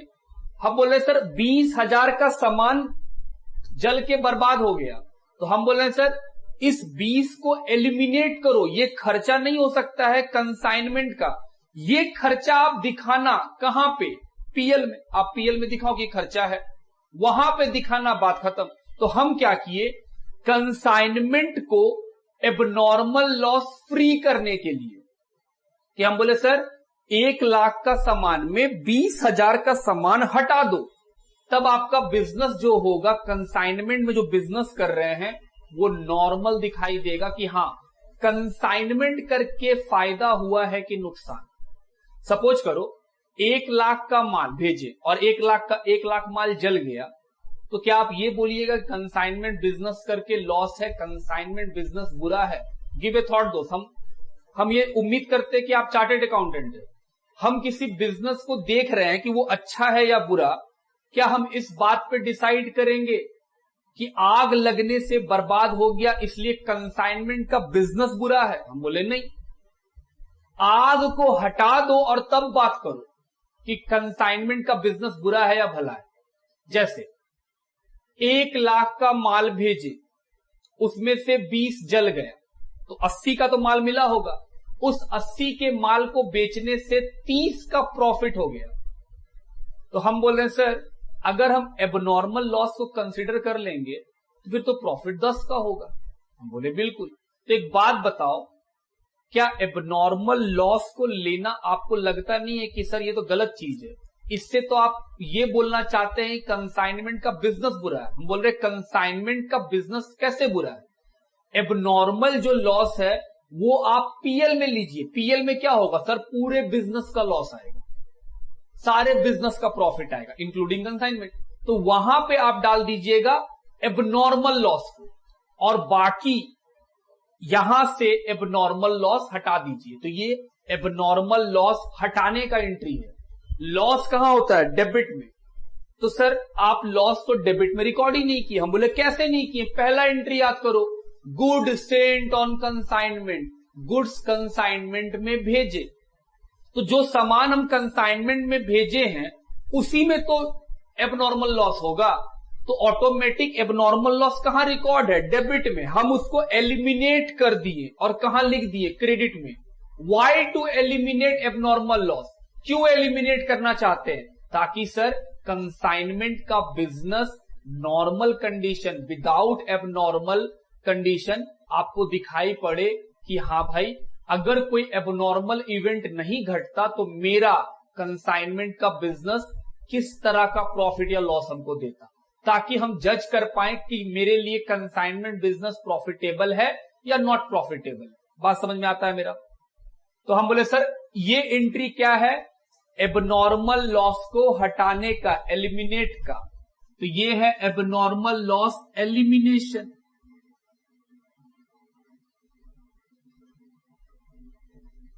कि हां सर ये तो एलिमिनेशन का एंट्री है, आप हटाने का एंट्री कर रहे हैं। क्यों कर रहे हैं हटाने का? क्योंकि हम चाहते हैं कि कंसाइनमेंट का जो बिजनेस हो वो नॉर्मली कंडीशन में हो, कि सर नॉर्मल कंडीशन में कंसाइनमेंट का बिजनेस कैसा होता, उससे क्या प्रॉफिट लॉस कमाते। और ये जो एबनॉर्मल लॉस है ये कहां ट्रांसफर कर देंगे हम, पीएल अकाउंट में। बात समझते हैं मेरा? कि सर ये एबनॉर्मल लॉस पीएल में चला जाएगा। हम बोले ठीक। अब क्या होगा? हम बोले सर एबनॉर्मल लॉस भी हो गया, और बोलिए for normal loss no entry, कोई एंट्री नहीं होगा। सर पहले ये बताओ कि नॉर्मल लॉस क्या होता है? हम बोल रहे दोस्त नॉर्मल लॉस का मतलब होता है वैसा लॉस जो कि कोई भी बिजनेस एंटिटी रोक नहीं सकता, वो होके ही रहेगा। जैसे एवोपरेशन, हम बोले सर बहुत सारी चीजें ऐसी होती हैं जो अपने आप उड़ जाती हैं, खत्म हो जाती हैं, आप चाह के भी उसको रोक नहीं सकते। कुछ ना कुछ परसेंटेज वो अपने आप कम हो जाएगा। जैसे पेट्रोल, हम बोले सर पेट्रोल का एक नियम है कि वो थोड़ा बहुत उड़ ही जाएगा, आप मैन्युफैक्चर कितना भी कीजिए अल्टीमेटली वो थोड़ा बहुत खत्म हो जाएगा, उसको आप रोक नहीं सकते। तो हम बोले सर उसको बोलते हैं नॉर्मल लॉस, जो कि आप कंट्रोल नहीं कर सकते। हम बोले हाँ, जिसका कंट्रोलिंग नहीं हो सकता है। जब नॉर्मल लॉस होता है तो हम उसका एंट्री नहीं करते हैं, लेकिन एबनॉर्मल लॉस के होने के कारण चीजों का दाम बढ़ जाता है। समझा रहे हैं? मान लीजिए हम एक सामान खरीदे, कितने में खरीदे हैं? 900 रुपया में खरीदे हैं, और कितना पीस खरीदे हैं? हम बोले 100 पीस। 900 रुपया में हम 100 पीस खरीदे, मतलब एक का दाम 9 रुपया पड़ा। ऑटोमेटिक 10 पीस नॉर्मली बर्बाद होगा, ये नियम है उस गुड्स का। तो हम बोले सर आप 100 रुपया दे करके कितना, 100 रुपया दे करके कितना पीस सामान खरीदे हैं? 100 पीस सामान खरीदे हैं 900 रुपया में। इस गुड्स का नेचर है कि 10 पीस अपने आप नॉर्मली बर्बाद हो जाता है, तो सामान कितना बचा? 90। हम बोले सर इसका कुछ करना नहीं है, तो क्या हम बोल सकते हैं कि सर 900 रुपया जो लगा है वो 90 पीस का लगा है? हम बोले हाँ। क्या एक पीस का दाम बढ़ गया? पहले 9 रुपया था, क्या अब 10 रुपया हो गया? हम बोले बिल्कुल। तो एक बात आपके दिमाग में हम ये डालें कि सर जब नॉर्मल लॉस होगा तो सामान घटेगा और उसका दाम क्या हो जाएगा? पर पीस में बढ़ जाएगा। मतलब नॉर्मल लॉस के होने से कॉस्ट पर यूनिट इंक्रीज कर जाता है। ओवरऑल कॉस्ट तो वही दिखता है, लेकिन सर पर यूनिट के हिसाब से कॉस्ट क्या हो जाता है? इंक्रीज कर जाता है। तो जब नॉर्मल लॉस रहेगा तो एंट्री तो कुछ नहीं करेंगे, लेकिन याद रखेंगे इस बात को कि सर आप बोले थे कि in the event of normal loss the cost of product increases per unit. Her unit को उसका इफेक्ट दिख जाएगा कि हाँ सर वो दाम बढ़ गया। बात समझ में आ रहा है मेरा? कि सर नॉर्मल लॉस को इंटर नहीं करना है, दाम बढ़ जाता है अपने आप। हम बोले ठीक। अब क्या होगा सर? हम बोले आइए, क्या ऐसा भी हो सकता है कि कुछ सामान नहीं बिके? हम बोले हाँ बिल्कुल हो सकता है। क्लोजिंग स्टॉक तो बच ही सकता है। बताओ क्लोजिंग स्टॉक का नॉर्मल एंट्री क्या? Sir closing stock account debit to trading. तो यहां क्या लिखेंगे? Sir closing stock account debit to consignment. हम बोले वेरी गुड, लिखो फॉर क्लोजिंग स्टॉक, इसी को बोलते हैं क्या? अनसोल्ड। क्या एंट्री लिखे? Consignment stock. क्लोजिंग स्टॉक को क्या बोलते हैं? Consignment stock account debit to consignment account. Trading account थोड़ी बना रहे हैं। बी, ये तो क्लोजिंग स्टॉक वाला एंट्री हम लोग को ट्रेडिंग से आता है कि हाँ सर जो ट्रेडिंग का एंट्री वही इसका एंट्री है। हम बोले बिल्कुल। B, unsold stock recorded. अब एक बात बताओ, क्लोजिंग स्टॉक हो सकता है तो क्या ओपनिंग स्टॉक नहीं हो सकता? हम बोले बिल्कुल हो सकता है। तो ओपनिंग स्टॉक का एंट्री क्या होता? हम बोले सर इसका उल्टा।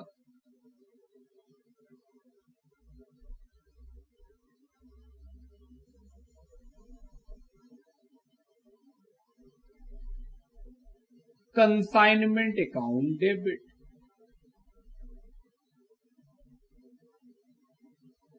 To consignment stock.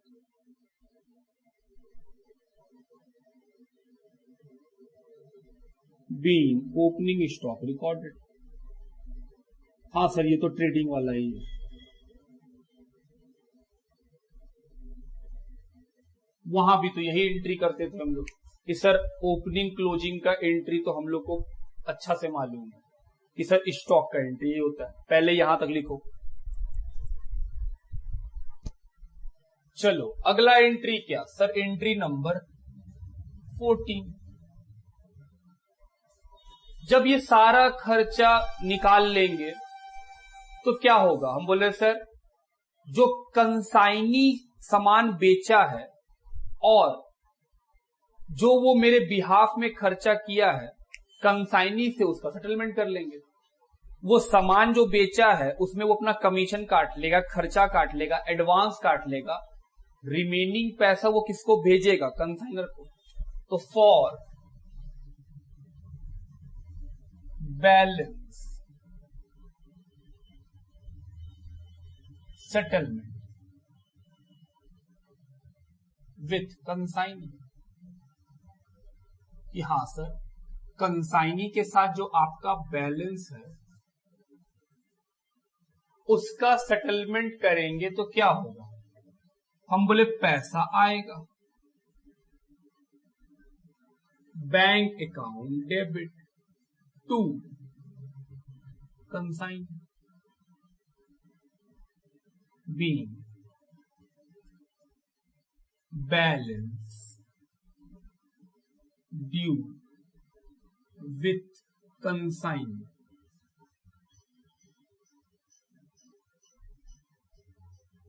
Settled. Sir ये सेटलमेंट करा लेंगे, बोले बिल्कुल। अब क्या होगा, हम बोले अब तो खत्म हो गया कंसाइनमेंट। अब एक बात सोचो, मेरे पास जो बिल आया था एडवांस वाला एंट्री में, पैसा ना देके वो बिल दिया, तो क्या वो बिल हम डिस्काउंट करा सकते हैं बैंक से, हम बोले हाँ। For bill discounted through bank,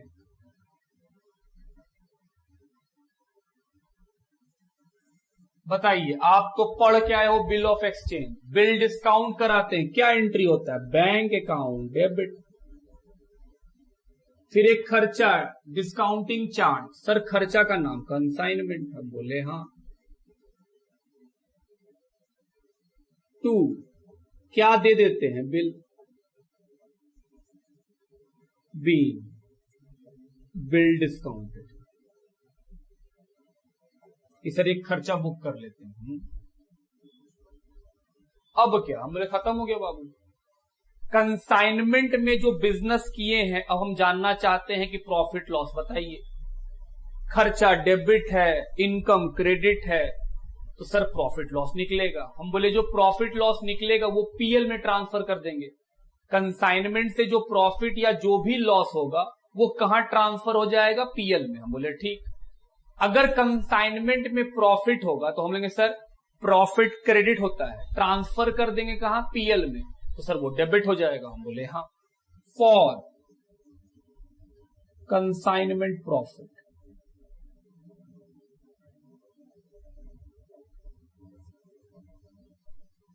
क्या entry, consignment account debit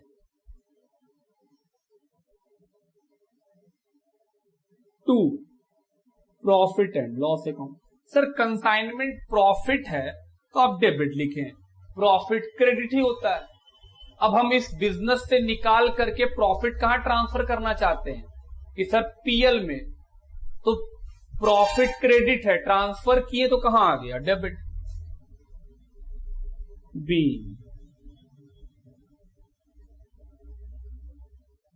consignment profit transfer to PL. अगर लॉस होगा तो हम बोले इसका उल्टा, फॉर लॉस ऑन कंसाइनमेंट, कि सर अगर कंसाइनमेंट बिजनेस करने से लॉस हुआ तो हम बोले इसका उल्टा कर दो, PL account debit to consignment account. B consignment loss transfer to PL.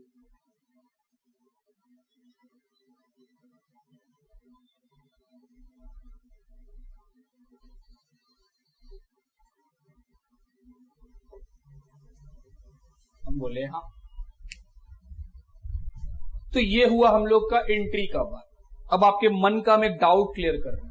अब आपको लग रहा है कि सर इतना सारा एंट्री याद करेंगे। हम बोले दोस्त, अगर आप ये बोल रहे हैं कि एंट्री याद करेंगे तो फिर तो कहीं ना कहीं क्लास 11 का दिक्कत चल रहा है।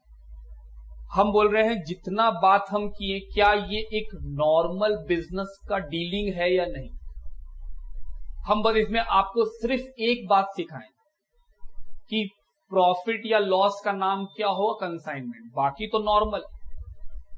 कि सर बाकी तो नॉर्मल है, तो जब एग्जाम में अगर मान लो बोल दिया जाए कि एंट्री करो तो कैसे करेंगे। हम लोग कुछ पढ़ेंगे, ट्रांजैक्शंस को पढ़ेंगे, लाइन बाय लाइन पढ़ेंगे। पढ़ के मतलब ओ ये निकला लिखो, ये निकला लिखो।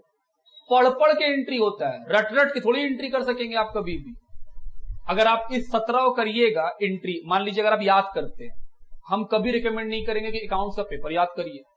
ये भारी भूल है चार्टर्ड अकाउंटेंट जी। फाउंडेशन में अगर हमको रटना पड़ रहा है तो सीए इंटर और फाइनल में तो क्या हो जाएगा भगवान जाने। इससे अधिक लॉजिकल पेपर कोई नहीं है। इवन आपका रीजनिंग जिसको आप बोलते हैं लॉजिकल रीजनिंग, जिसमें कोई लॉजिक नहीं है, हम बोल रहे हैं इससे ज्यादा समझने वाला पेपर कॉमर्स के बच्चा के पास हो ही नहीं सकता।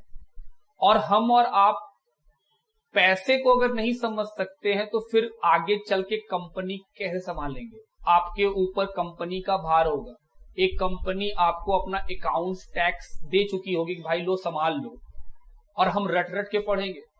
हम बोल रहे हैं इसमें ऐसा कौन सा बात था जो रटने योग्य है, जो बोलेगा हाँ रट लेते हैं सर रट लेते हैं। सिंपल सिंपल एंट्री है जो आप 11 12 में पढ़े हुए, बस नाम और चेहरा बदला गया है, बाकी सब वही। और हम तो बता ही दिए कि हाँ भाई प्रॉफिट लॉस का नाम क्या लिख लेना, कंसाइनमेंट। बात समझ में आता है मेरा। तो रटने वाला कोई बात नहीं है। 2 बार पढ़िएगा, गिव ए थॉट कि सर हम सोचेंगे तो हर एंट्री का जवाब है हम लोग के पास। ठीक है।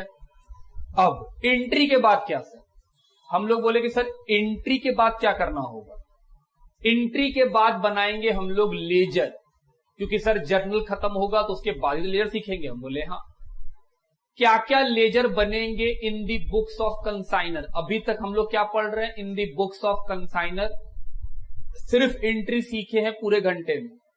अब क्या बनाना है, लेजर। जब लेजर बना लेंगे तो उस लेजर के अंदर कौन कौन सा बात है जिसपे हम लोग को बहुत ही अलर्ट होना चाहिए कि हाँ सर यहां अलर्ट बात चलेगा, हम लोग उस पर बात बहुत ध्यान से करेंगे। ठीक है बात, पहले यहां तक लिखिए। आइए एक और एंट्री कर ले। जो गुड्स सेंट ऑन कंसाइनमेंट था उसको ट्रेडिंग में ट्रांसफर करना पड़ता है। For transfer of goods sent on consignment,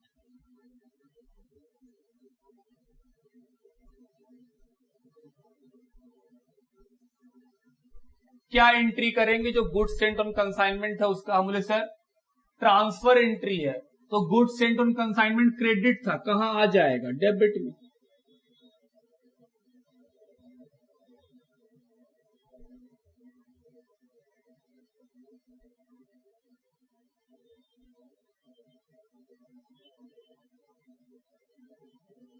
to trading account. being goods sent on consignment transferred to, close कर दिए कि हाँ सर जो गुड्स सेंट ऑन कंसाइनमेंट है उस गुड्स को आप वहां ट्रांसफर करके क्लोज कर लिए। हम बोले हाँ लिखिए। चलिए अब हम लोग देखेंगे सर कंसाइनर के बुक में क्या क्या लेजर बनता है। एक तो बनाना पड़ेगा कंसाइनमेंट अकाउंट,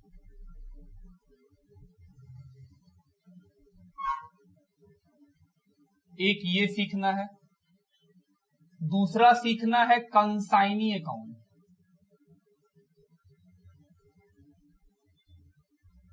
और तीसरा जो बेकार का है, goods sent on consignment account.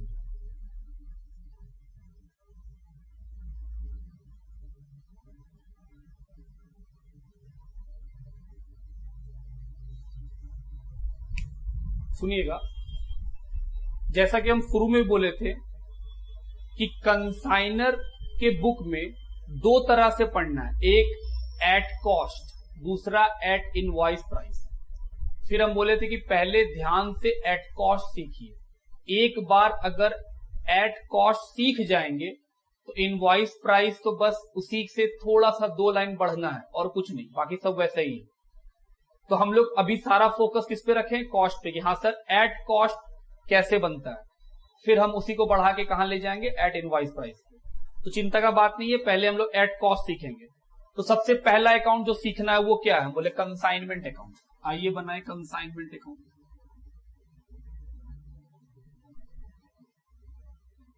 Consignment account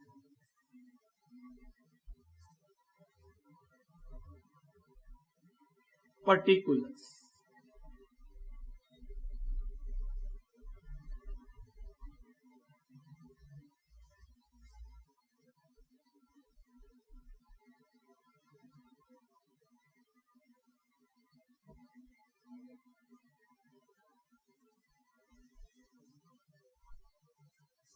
to balance BD. ये क्या है बाबू सर, ओपनिंग स्टॉक।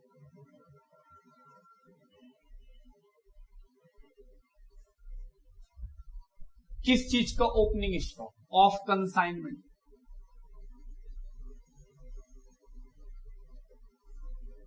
क्या ऐसा हो सकता है, हम बोले हाँ बिल्कुल हो सकता है, कंसाइनमेंट का ओपनिंग स्टॉक हो सकता है, क्योंकि क्लोजिंग होगा वही तो ओपनिंग होगा।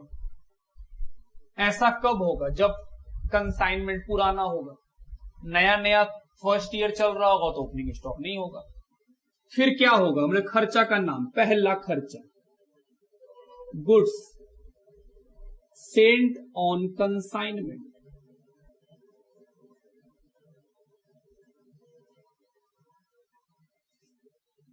और क्या होगा सर, कंसाइनर कुछ खर्चा करेगा, हम बोले हाँ टू बैंक कंसाइनर का खर्चा।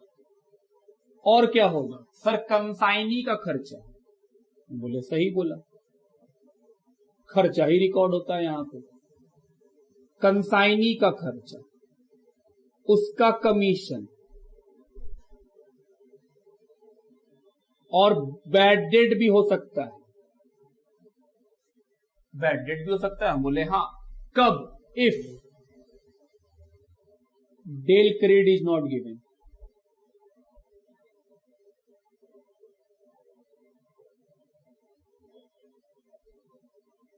अगर आप डेल क्रेडिट नहीं दीजिएगा तो वो बैड डेट भी कंसाइनर का खर्चा माना जाएगा, डेबिट में कंसाइनी के नाम से लिख दिया जाएगा, हम बोले बिल्कुल। और क्या होगा, मतलब इनकम सेल करके कंसाइनी का नाम लिखे, क्या हो सकता है, हम बोले सेल या गुड्स विथड्रॉन।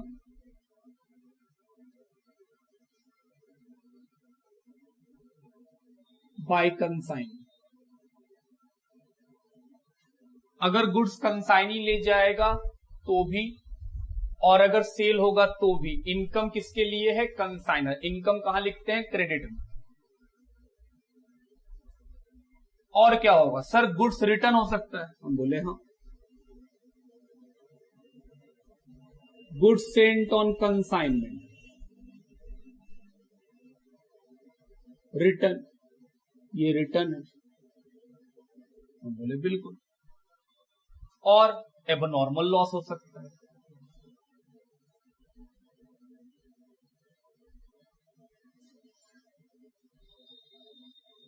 एक्चुअल।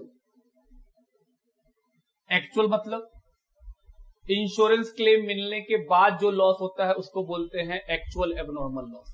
50,000 का सामान जल के बर्बाद हुआ है, 40,000 क्लेम मिल गया, तो सर 10,000 रुपया का ही नुकसान है। बाय इंश्योरेंस क्लेम, बाकी क्लेम के नाम से लिख दो, बाय इंश्योरेंस क्लेम। अब इंश्योरेंस क्लेम डिपेंड करता है मिला है नहीं मिला है।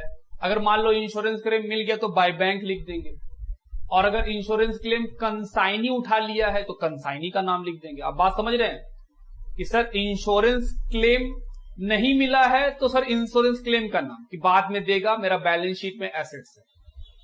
और अगर मान लो कंसाइनर को मिल गया है तो बाय बैंक, और अगर मान लो कंसाइनी को ये पैसा मिल गया है तो सर कंसाइनी के नाम से लिखिएगा। हर हालत में जो एबनॉर्मल लॉस हुआ है जिस सामान का, उसका कॉस्ट पूरा हटा दिया जाएगा। ये दोनों मिलकर के 50,000 बना है जो जल के बर्बाद हुआ है, हम उस सामान को हटा रहे हैं उसके कीमत पर। बात समझते हैं मेरा कि सर एबनॉर्मल लॉस जो होता है वो चाहे रिकवर हो चाहे रिकवर ना हो क्लेम से, वो सारा का सारा हट जाता है। तो ये दोनों मिला के है मेरा abnormal loss.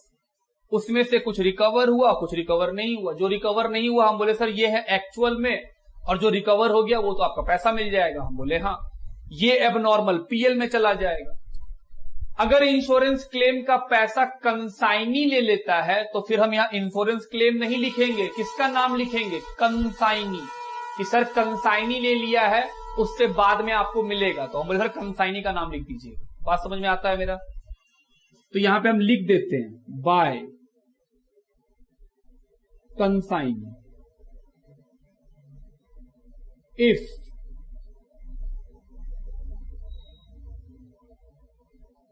Insurance claim is received by consignee. बात समझ रहे? उसके बाद और क्या हो सकता है? हम बोले sir unsold stock, consignment stock.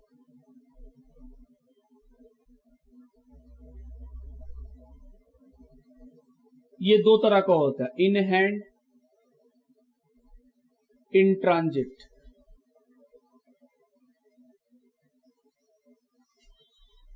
और हम बोले प्रॉफिट, ये क्या है सर? हम बोले कंसाइनमेंट प्रॉफिट।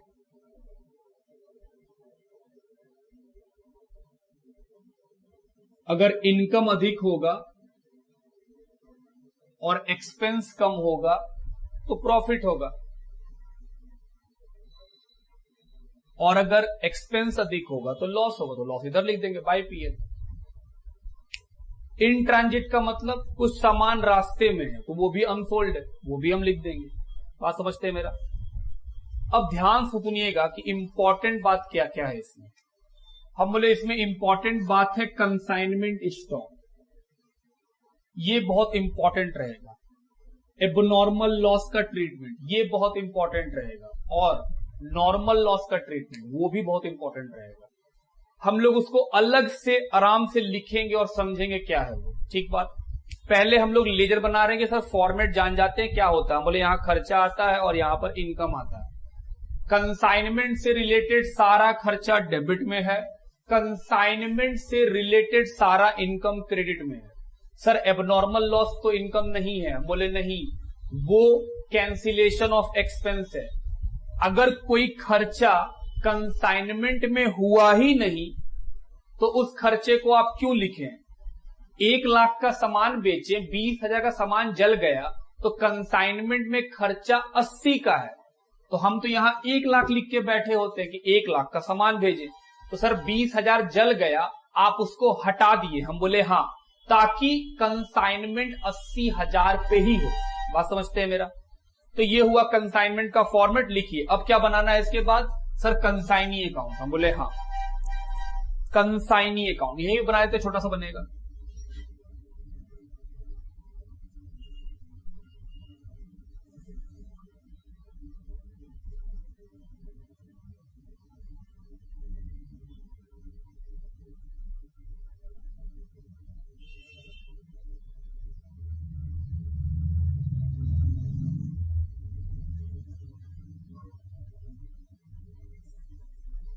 क्या कंसाइनी से पैसा लेना भी है और देना भी है? हम बोले हाँ। कंसाइनी से जो पैसा लेना है वो डेबिट में, क्योंकि मेरे लिए consignee assets, consignee assets liability दोनों है। सोचो कंसाइनर के पॉइंट ऑफ व्यू से, हम कौन है कंसाइनर? क्या कंसाइनर से कुछ पैसा लेना है? हम बोले हाँ सर, सेल का, और अगर इंश्योरेंस उठा लिया है उसका, ये दो पैसा लेना है, तो सर कंसाइनी मेरे लिए एसेट्स है, तो डेबिट में लिखेंगे। टू कंसाइनमेंट,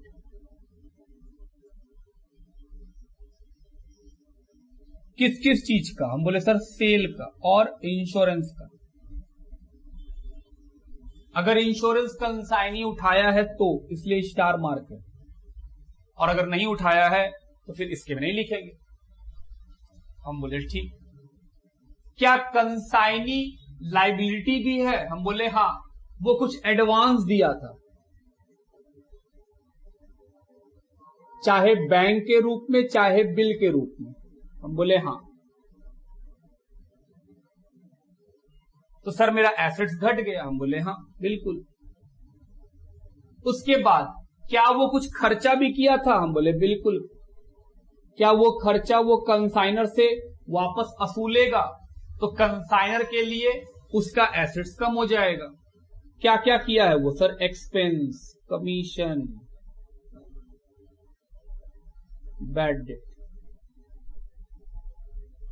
और finally to bank. Balancing figure से क्या निकल जाएगा? जो पैसा कंसाइनी से लेना है।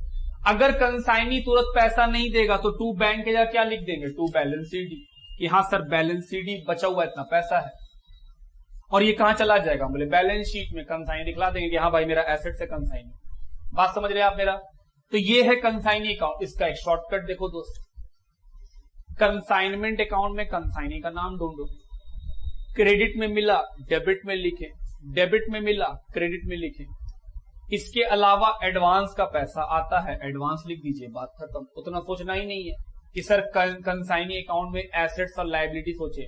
अगर आपको तकलीफ हो रहा है तो हम बोले कंसाइनमेंट अकाउंट तो बनाए ही है, बहुत ही सिंपल है। कंसाइनी का नाम अगर क्रेडिट में मिलेगा तो कहां आएगा? डेबिट में, और डेबिट में मिलेगा तो कहां आएगा? क्रेडिट में। इसके अलावा यहां पे और क्या आता है? हम बोले बाबू एडवांस, एडवांस भूलना नहीं, एडवांस यहां आता है। बात ठीक, लिखिए।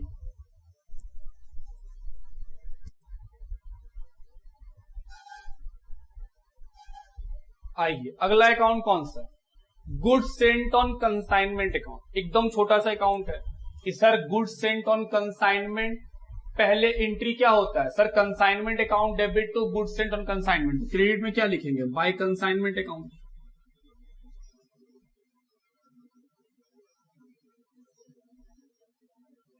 अगर कुछ रिटर्न हुआ तो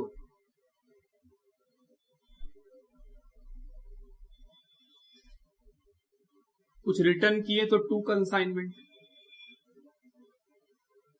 ये क्या है? रिटर्न। और जो बचेगा वो कहां? Transfer, trading. खत्म। कि सर ये तो बड़ा सिंपल था कि भाई goods sent on consignment account बनाना, कि सर कंसाइनमेंट में सामान भेजे तो सामान गया तो क्रेडिट, सामान वापस आ गया तो debit. Credit what goes out, debit what comes in. हम बोले हाँ सर, ऐसे भी आप सोचो ना, सामान गया, गुड्स गया तो क्रेडिट में रिकॉर्ड होता है। सर आपका एसेट घट गया, वापस आया तो बढ़ गया, रिमेनिंग हम कहां, बाद में जो बैलेंस बचे वो कहां ट्रांसफर कर देंगे? हम ट्रेडिंग अकाउंट में। सर अगर रिटर्न नहीं रहा तो हम बोले बस यही पैसा कहां ट्रांसफर हो जाएगा? ट्रेडिंग अकाउंट में, बैलेंसिंग फिगर से। तो ये खत्म हो गया हम लोग का लेजर क्या क्या बनाना और कैसे बनाना। अब हम लोग आते हैं कि सर इंपॉर्टेंट बात क्या? हम बोले इंपॉर्टेंट बात है क्लोजिंग स्टॉक निकालना, एबनॉर्मल लॉस समझना और निकालना कि कैसे निकाला जाता है, और नॉर्मल लॉस का बात को समझना। ठीक है बात? चलिए याद लिखिए, फिर आगे बढ़ेंगे हम लोग। आइए, जैसा कि हम बोल रहे थे कि हम लोगों को कुछ आइटम बहुत ही ध्यान से डील करना है कंसाइनमेंट अकाउंट में। ध्यान से का मतलब हार्ड नहीं है, समझदारी वाला बात है। एक क्लोजिंग स्टॉक, जिसको हम लोग कंसाइनमेंट स्टॉक बोलते हैं, उसका वैल्यू कैसे निकाला जाए वो हम लोग सीखेंगे। दूसरा एबनॉर्मल लॉस, कि सर एबनॉर्मल लॉस कैसे निकाला जाए। हम बोले हाँ। अब तो मेरा बात को ध्यान सुनना। हम लोग पढ़े हुए हैं फाइनल अकाउंट में कि sir closing stock is valued at cost और net realisable value whichever is lower. हम बोले हाँ, वो नियम तो हर जगह लागू होगा। तो हम बोल रहे हैं कंसाइनमेंट में भी जो सामान बच जाएगा उसका वैल्यू कैसे किया जाएगा। सर या तो एट कॉस्ट या net realisable value whichever is lower, उसी में हम लोग दिखलाएंगे क्लोजिंग स्टॉक को। हम बोले हाँ। क्लोजिंग स्टॉक का यहां मतलब क्या है, कंसाइनमेंट का स्टॉक। हम बोले हाँ। तो बात उठता है सर क्लोजिंग स्टॉक वैल्यू करना कौन सा बड़ा बात है। जो सामान आप लाए हैं उसमें से जो बच गया उसी कीमत पे रिकॉर्ड कर दीजिए। हम बोले क्या बोला फिर से बोलो। सर आप कितना सामान लाए। हम बोले 100 पीस। कितना में लाए। हम बोले 10 रुपया पीस।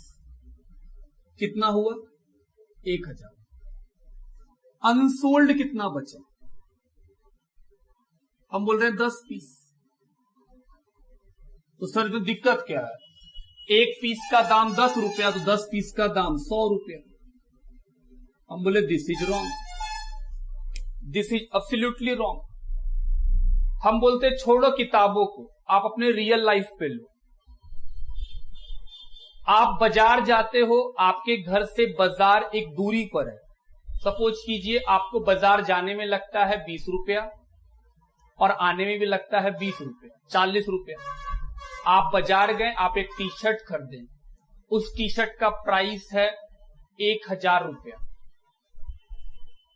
आप घर आए, आपका दोस्त आया बहुत साल के बाद और उसको आपका टी शर्ट जो आप खरीद के लाए उसको बहुत अच्छा लगा और वो बोला दोस्त ये टी शर्ट हमको दे दो, बदले में पैसा ले लो। प्लीज बताइए, आप उससे कोई प्रॉफिट नहीं कमाएंगे तो कम से कम अपना कॉस्ट तो मांगेंगे कि हाँ भाई मेरा कॉस्ट दे दो। What is your cost. तो आप बोलेंगे ना कि सर जाने का 20, आने का 20, 40 रुपया और 1000 रुपया टी शर्ट, 1040 रुपया का टी शर्ट कॉस्ट पड़ रहा है, उतना में ही दे देंगे। तो हम बोल रहे हैं जब आप उस बात को समझ सकते हैं कि हाँ सर 1000 रुपया में अगर उसको दे देंगे तो 40 का लॉस चलेगा मेरे अंदर, ये जो हमको आने जाने का भाड़ा लगा है वो भाड़ा कहां गया, वो भी तो मेरा कॉस्ट का पार्ट है। हम बोले हाँ वो डायरेक्ट एक्सपेंस है, क्योंकि वो सामान जब तक आप लेके घर पे नहीं आइएगा वो रेडी टू यूज कैसे होगा, आप उसको कैसे पहनिएगा। हम बोले हाँ। तो हम बोल रहे हैं सेम बात, 1000 रुपया का कंसाइनर सामान भेजा, ये तो सामान का दाम है, क्या कंसाइनर भेजने में खर्चा किया। हम बोले हाँ। तो क्या कंसाइनर का जो भेजने में खर्चा हुआ है वो 100 पीस पे हुआ है। हम बोले हाँ। तो क्या 10 पीस पे कंसाइनर का खर्चा जुड़ना चाहिए या नहीं, प्लीज ये बताइए। सपोज करो कंसाइनर खर्चा किया 100 रुपीज, कितने पीस पे, 100 पीस पे, बचा कितना है। तो हम बोल रहे हैं सर बचा है 10 पीस। तो हम बोल रहे हैं सर जो बचा हुआ सामान है उसका दाम 100 थोड़ी है, ये जो 100 रुपया खर्चा हुआ है वो 100 पीस पे हुआ था, तो बचा हुआ 10 पीस पे भी खर्चा होगा इसका, वो भी लिखो। हम बोले सही बात है। ये खर्चा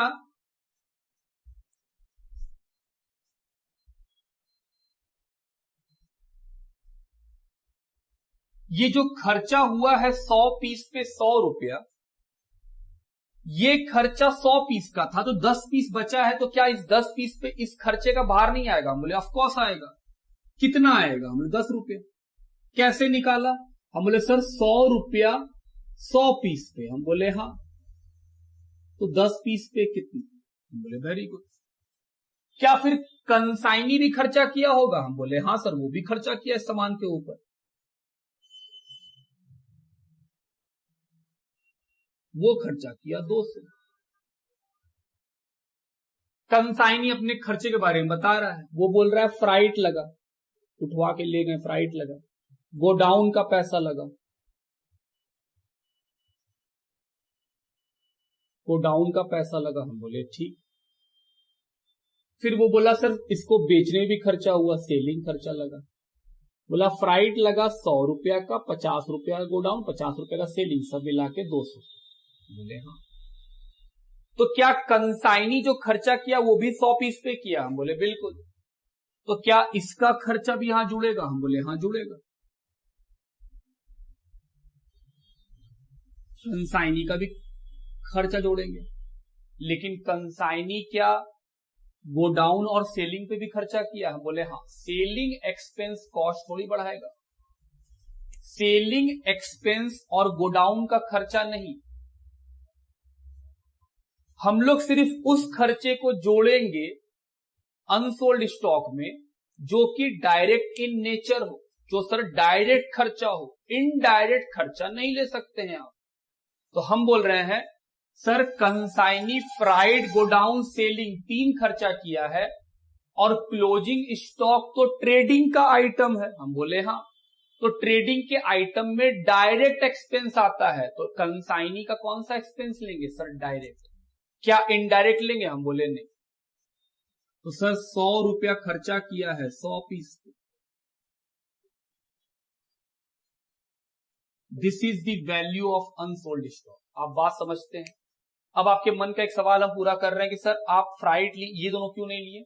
हम बोले दोस्त एक बार इमेजिन करो ट्रेडिंग अकाउंट के। सर हम ट्रेडिंग अकाउंट को इमेजिन कर रहे हैं, हमको ये बताओ कि क्लोजिंग स्टॉक ट्रेडिंग में आता है या पीएल में? ट्रेडिंग में। ट्रेडिंग जब बनाते हैं तो क्या उसमें इनडायरेक्ट एक्सपेंस को कंसिडर करते हैं? The answer is no. Indirect expense को कंसिडर नहीं करते। तो जब क्लोजिंग स्टॉक का वैल्यू निकलता होगा तो क्या वो बिना इनडायरेक्ट के निकलता होगा? Of course. तो हम बोले जब आपको वो बात एकदम कंफर्म पता है कि सर क्लोजिंग स्टॉक जो निकाला जाता है उसमें इनडायरेक्ट खर्चा नहीं लेते हैं, तो फिर दोस्त कंसाइनी वाला खर्चा में जो इनडायरेक्ट होगा वो क्यों लेंगे? हम डायरेक्ट लेंगे। Freight, loading, unloading. सर मान लीजिए खाली लिखा है कंसाइनी एक्सपेंस, नहीं बताया कौन सा खर्चा, तो हम लोग मानेंगे इनडायरेक्ट है, नहीं लेंगे। रेकरिंग खर्चा, रेकरिंग खर्चा अगर लिखेगा नहीं लेंगे, वो इनडायरेक्ट है। नॉन रेकरिंग खर्चा सर वो ले लेंगे। बात समझ में आता है मेरा? अब इसी बात को हम अच्छा से लिखवा देते हैं कि हाँ कैलकुलेट कैसे किया जाएगा। अभी तक आपके दिमाग में वो बात चला जाया होगा कि सर क्लोजिंग स्टॉक जो सामान है उसके अलावा खर्चों को भी जोड़ना पड़ता है। क्यों? हम बोल रहे हैं कि वही जीन्स वाला एग्जांपल लो। क्या 1000 रुपया का जीन्स जो तुम लाया है उस पर 40 खर्चा हुआ है? हम बोले हाँ। तो हम बोल रहे हैं सर दोस्त को अगर देंगे तो 1040 से कम पे तो नहीं देंगे? हम बोलेंगे हाँ भाई कम से कम 1040। हम बोल रहे हैं गुड्स भी वैसा ही है। 1000 रुपया का सामान जो बचा है कंसाइनी के पास, क्या वो 1000 रुपया का ही बचा है? हम बोले नहीं, उसमें कुछ खर्चा हुआ है तब जाके इसके पास वो आया है और इसके पास पड़ा हुआ है कंसाइनी के पास।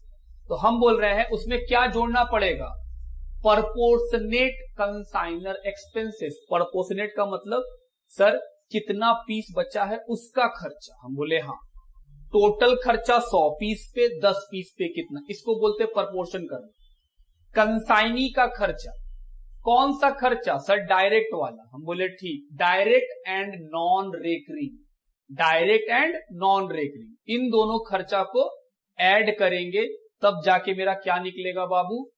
अनसोल्ड का वैल्यू। इसी को हम लोग अब फ्रेश करके लिखते हैं कि हाँ sir calculation of unsold stock या कंसाइनमेंट स्टॉक कैसे निकलते हैं। पहले यहां तक समझिए। आइए क्या करना है सर?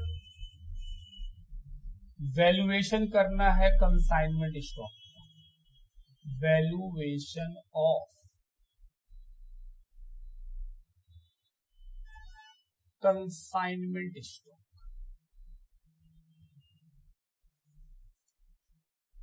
कि सर कंसाइनमेंट स्टॉक कितने का वैल्यू में बचा है वो निकालेंगे। हम बोले हाँ। स्टेप नंबर 1 2 स्टेप में बनाएंगे दोस्त। पहला step find the number of unsold unit.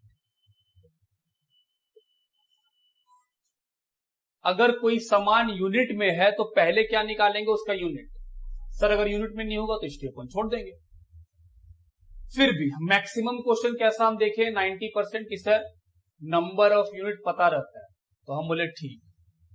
कैसे निकालते हैं कि सर कितना सारा अनसोल्ड यूनिट है। सबसे पहले लिखो कितना मिला, गुड्स सेंड ऑन कंसाइनमेंट।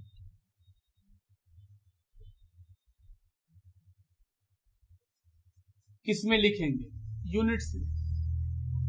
ये यूनिट्स है बाबू, पैसा नहीं है, हम लोग यूनिट्स निकाल रहे हैं। कितना पीस बच गया, उसमें माइनस कर देंगे नॉर्मल लॉस।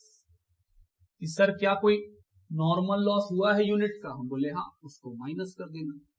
ये क्या है, यूनिट्स, सब यूनिट्स है। माइनस करेंगे एबनॉर्मल लॉस। अगर कोई एबनॉर्मल लॉस हुआ उसको भी हटा दीजिए। सर ये भी यूनिट्स है, हम बोले हाँ। माइनस कर दीजिए यूनिट सोल्ड, कितना बेच दिए, और अपने आप क्या मिल जाएगा, अनसोल्ड यूनिट्स।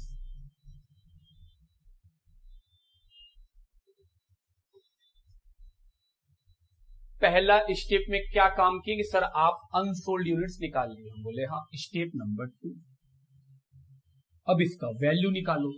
जो अनसोल्ड पीस बचा है उसका वैल्यू।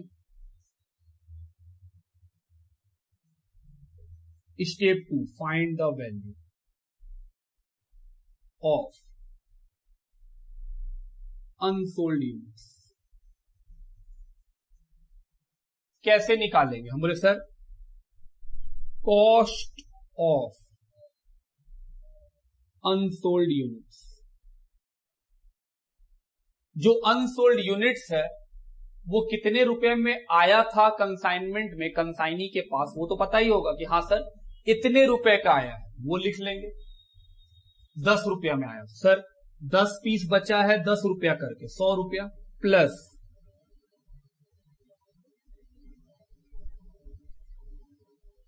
Consignor expenses. कंसाइनर का खर्चा लेंगे किस तरह, सर प्रोपोर्शनेट लेंगे ऑन, कि भाई अनसोल्ड यूनिट पे कितना खर्चा, प्लस कंसाइनी का खर्चा भी लेंगे ऑन अनसोल्ड यूनिट। इस दोनों को जोड़ेंगे तो क्या निकलेगा मेरा, हम बोले सर कंसाइनमेंट स्टॉक का वैल्यू। ये है कंसाइनमेंट स्टॉक। सर ये तो काफी सिंपल है, बहुत सिंपल ही है। अब हम लोग जानेंगे कि सर कंसाइनी एक्सपेंस में क्या क्या लेना है और क्या क्या नहीं लेना है। हालांकि बहुत सिंपल है कि हाँ सर डायरेक्ट लेना है, इनडायरेक्ट सोल्ड देना है, फिर भी हम लिखना चाहते हैं। पहले आप यहां तक लिखो, आओ इसके ऊपर नोट कि सर कंसाइनी एक्सपेंस जब अनसोल्ड स्टॉक निकालेंगे तो उस पे क्या नहीं लेंगे, हम बोले हाँ, उसी पे बात कर रहे हैं। Consignee expense does not include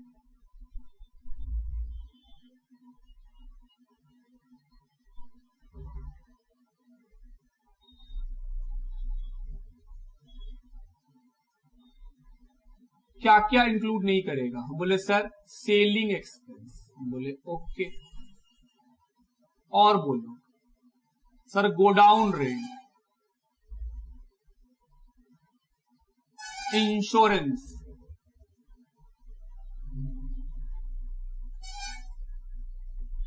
recurring expense,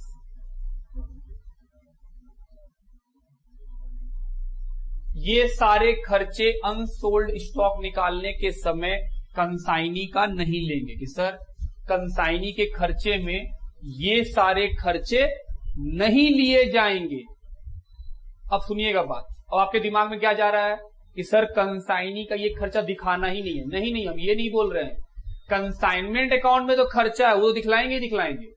जब हम लोग वैल्यूएशन करेंगे अनसोल्ड स्टॉक का, क्लोजिंग स्टॉक का, जिसको कंसाइनमेंट स्टॉक बोलते हैं, तो उस समय जब हम वैल्यू करने जाएंगे तो कंसाइनी का खर्चा जोड़ना पड़ता है। तो हम बोले इन खर्चों को मत जोड़िएगा, उसके अलावा सारे खर्चे को जोड़िएगा। बात समझ रहे हैं कि हाँ सर जो नहीं बिका है उस पे खर्चा जोड़ना है आपको। हम बोले ठीक, अदरवाइज वो खर्चे हैं, खर्चे तो कंसाइनमेंट स्टॉक में गए ही होंगे। ये पूरा नोट्स किस पे गया? Valuation of consignment stock. लिखो number 2, valuation of abnormal loss. ओ, इसका भी वैल्यूएशन होगा? हम बोले हाँ, ये भी तो सामान है। जिस तरह अनसोल्ड यूनिट्स, अनसोल्ड गुड्स सामान है, जो सामान एबनॉर्मली बर्बाद हुआ वो भी तो सामान है, तो इसका भी वैल्यू करना पड़ेगा। हम बोले ठीक, कैसे वैल्यू करेंगे? Same as consignment stock. लो, ये तो सही है सर, जिस तरह वैल्यू कंसाइनमेंट स्टॉक का किए हैं डिक्टो, वैसे ही वैल्यू इसका भी होता है। अब सुनिएगा कि आप कहां गड़बड़ा जाते हैं चीजों को लेके। जब हम ऐसा बोलते हैं कि सेम एज कंसाइनमेंट स्टॉक, तो आपको लगता है सर वैसे ही करना है, करना तो वैसे ही है, लेकिन एबनॉर्मल लॉस होने का टाइमिंग अलग अलग है। एक बात सोचना, हम हैं कंसाइनर, 1000 पीस कलकत्ता कोई सामान भेजें, तो 1000 पीस जब हम भेजे तो 1000 पीस पे कंसाइनर तो खर्चा किया होगा। बोले हाँ। ट्रेन से उतरा 950 पीस और 50 पीस दब उब गया ट्रेन में और फेंका गया, तो कंसाइनी कितना पीस लिया? 950। तो वो जो खर्चा किया वो कितने पीस पे किया? सर 950 पे किया, वो तो 1000 का खर्चा ही नहीं किया होगा। तो जो 50 का एबनॉर्मल लॉस हुआ है उसका जब वैल्यू करने जाएंगे तो हम बोलेंगे सर उसका value same as consignment stock. आप लिए हैं रट, आप क्या बोल रहे हैं? Sir cost of abnormal loss, हम बोले हाँ, plus consignor expense plus consignee का डायरेक्ट एक्सपेंस। हम बोले रॉन्ग, कंसाइनी जब ये एबनॉर्मल लॉस हुआ क्या उस समय कंसाइनी खर्चा किया था? हम बोले नहीं। तो फिर कंसाइनी का खर्चा कैसे ले लोगे बाबू? हमको बात बताओ। अगर एबनॉर्मल लॉस ट्रेन में ही हो गया तो कंसाइनी को तो मिला ही नहीं, तो वो तो जो खर्चा करेगा कंसाइनी वो तो 950 पे किया ना, एबनॉर्मल लॉस तो ट्रेन में ही हो गया। तो जब हम निकालेंगे तो हम बोलेंगे sir cost of abnormal loss पहले वो लिखिए कितने का सामान था, प्लस कंसाइनर तो खर्चा किया था 1000 पे, तो 50 का दाम निकाल लीजिए। लेकिन कंसाइनी का खर्चा नहीं ले सकते। क्यों नहीं ले सकते? क्योंकि सर कंसाइनी का खर्चा एबनॉर्मल लॉस के समय हुआ ही नहीं है। वो जब गुड्स लेके गया है प्लेटफॉर्म से तो 950 था, उस 50 पे कहां कोई खर्चा किया है कंसाइनी जो आप उसका खर्चा लेना चाहते हैं। बात ठीक। सेकेंड केस सुनो, 1000 पीस भेजे, 1000 पीस ट्रेन से उतरा, तो अगर कंसाइनर 1000 पीस भेजा तो 1000 पीस पे वो अपना खर्चा कर दिया होगा भेजने का। कंसाइनी 1000 पीस लिया, अपना गोडाउन ले गया, गोडाउन में आग लगा और 50 पीस जल गया। अब हम बोल रहे हैं जो 50 पीस जला है उसका वैल्यू बताओ, तो आप क्या बोलोगे? Sir cost of abnormal loss, हम बोले ओके, प्लस कंसाइनर का खर्चा, हम बोले हाँ, प्लस कंसाइनी का डायरेक्ट खर्चा, हम बोले हाँ। इस बार हम कंसाइनी का खर्चा क्यों ले रहे हैं एबनॉर्मल में?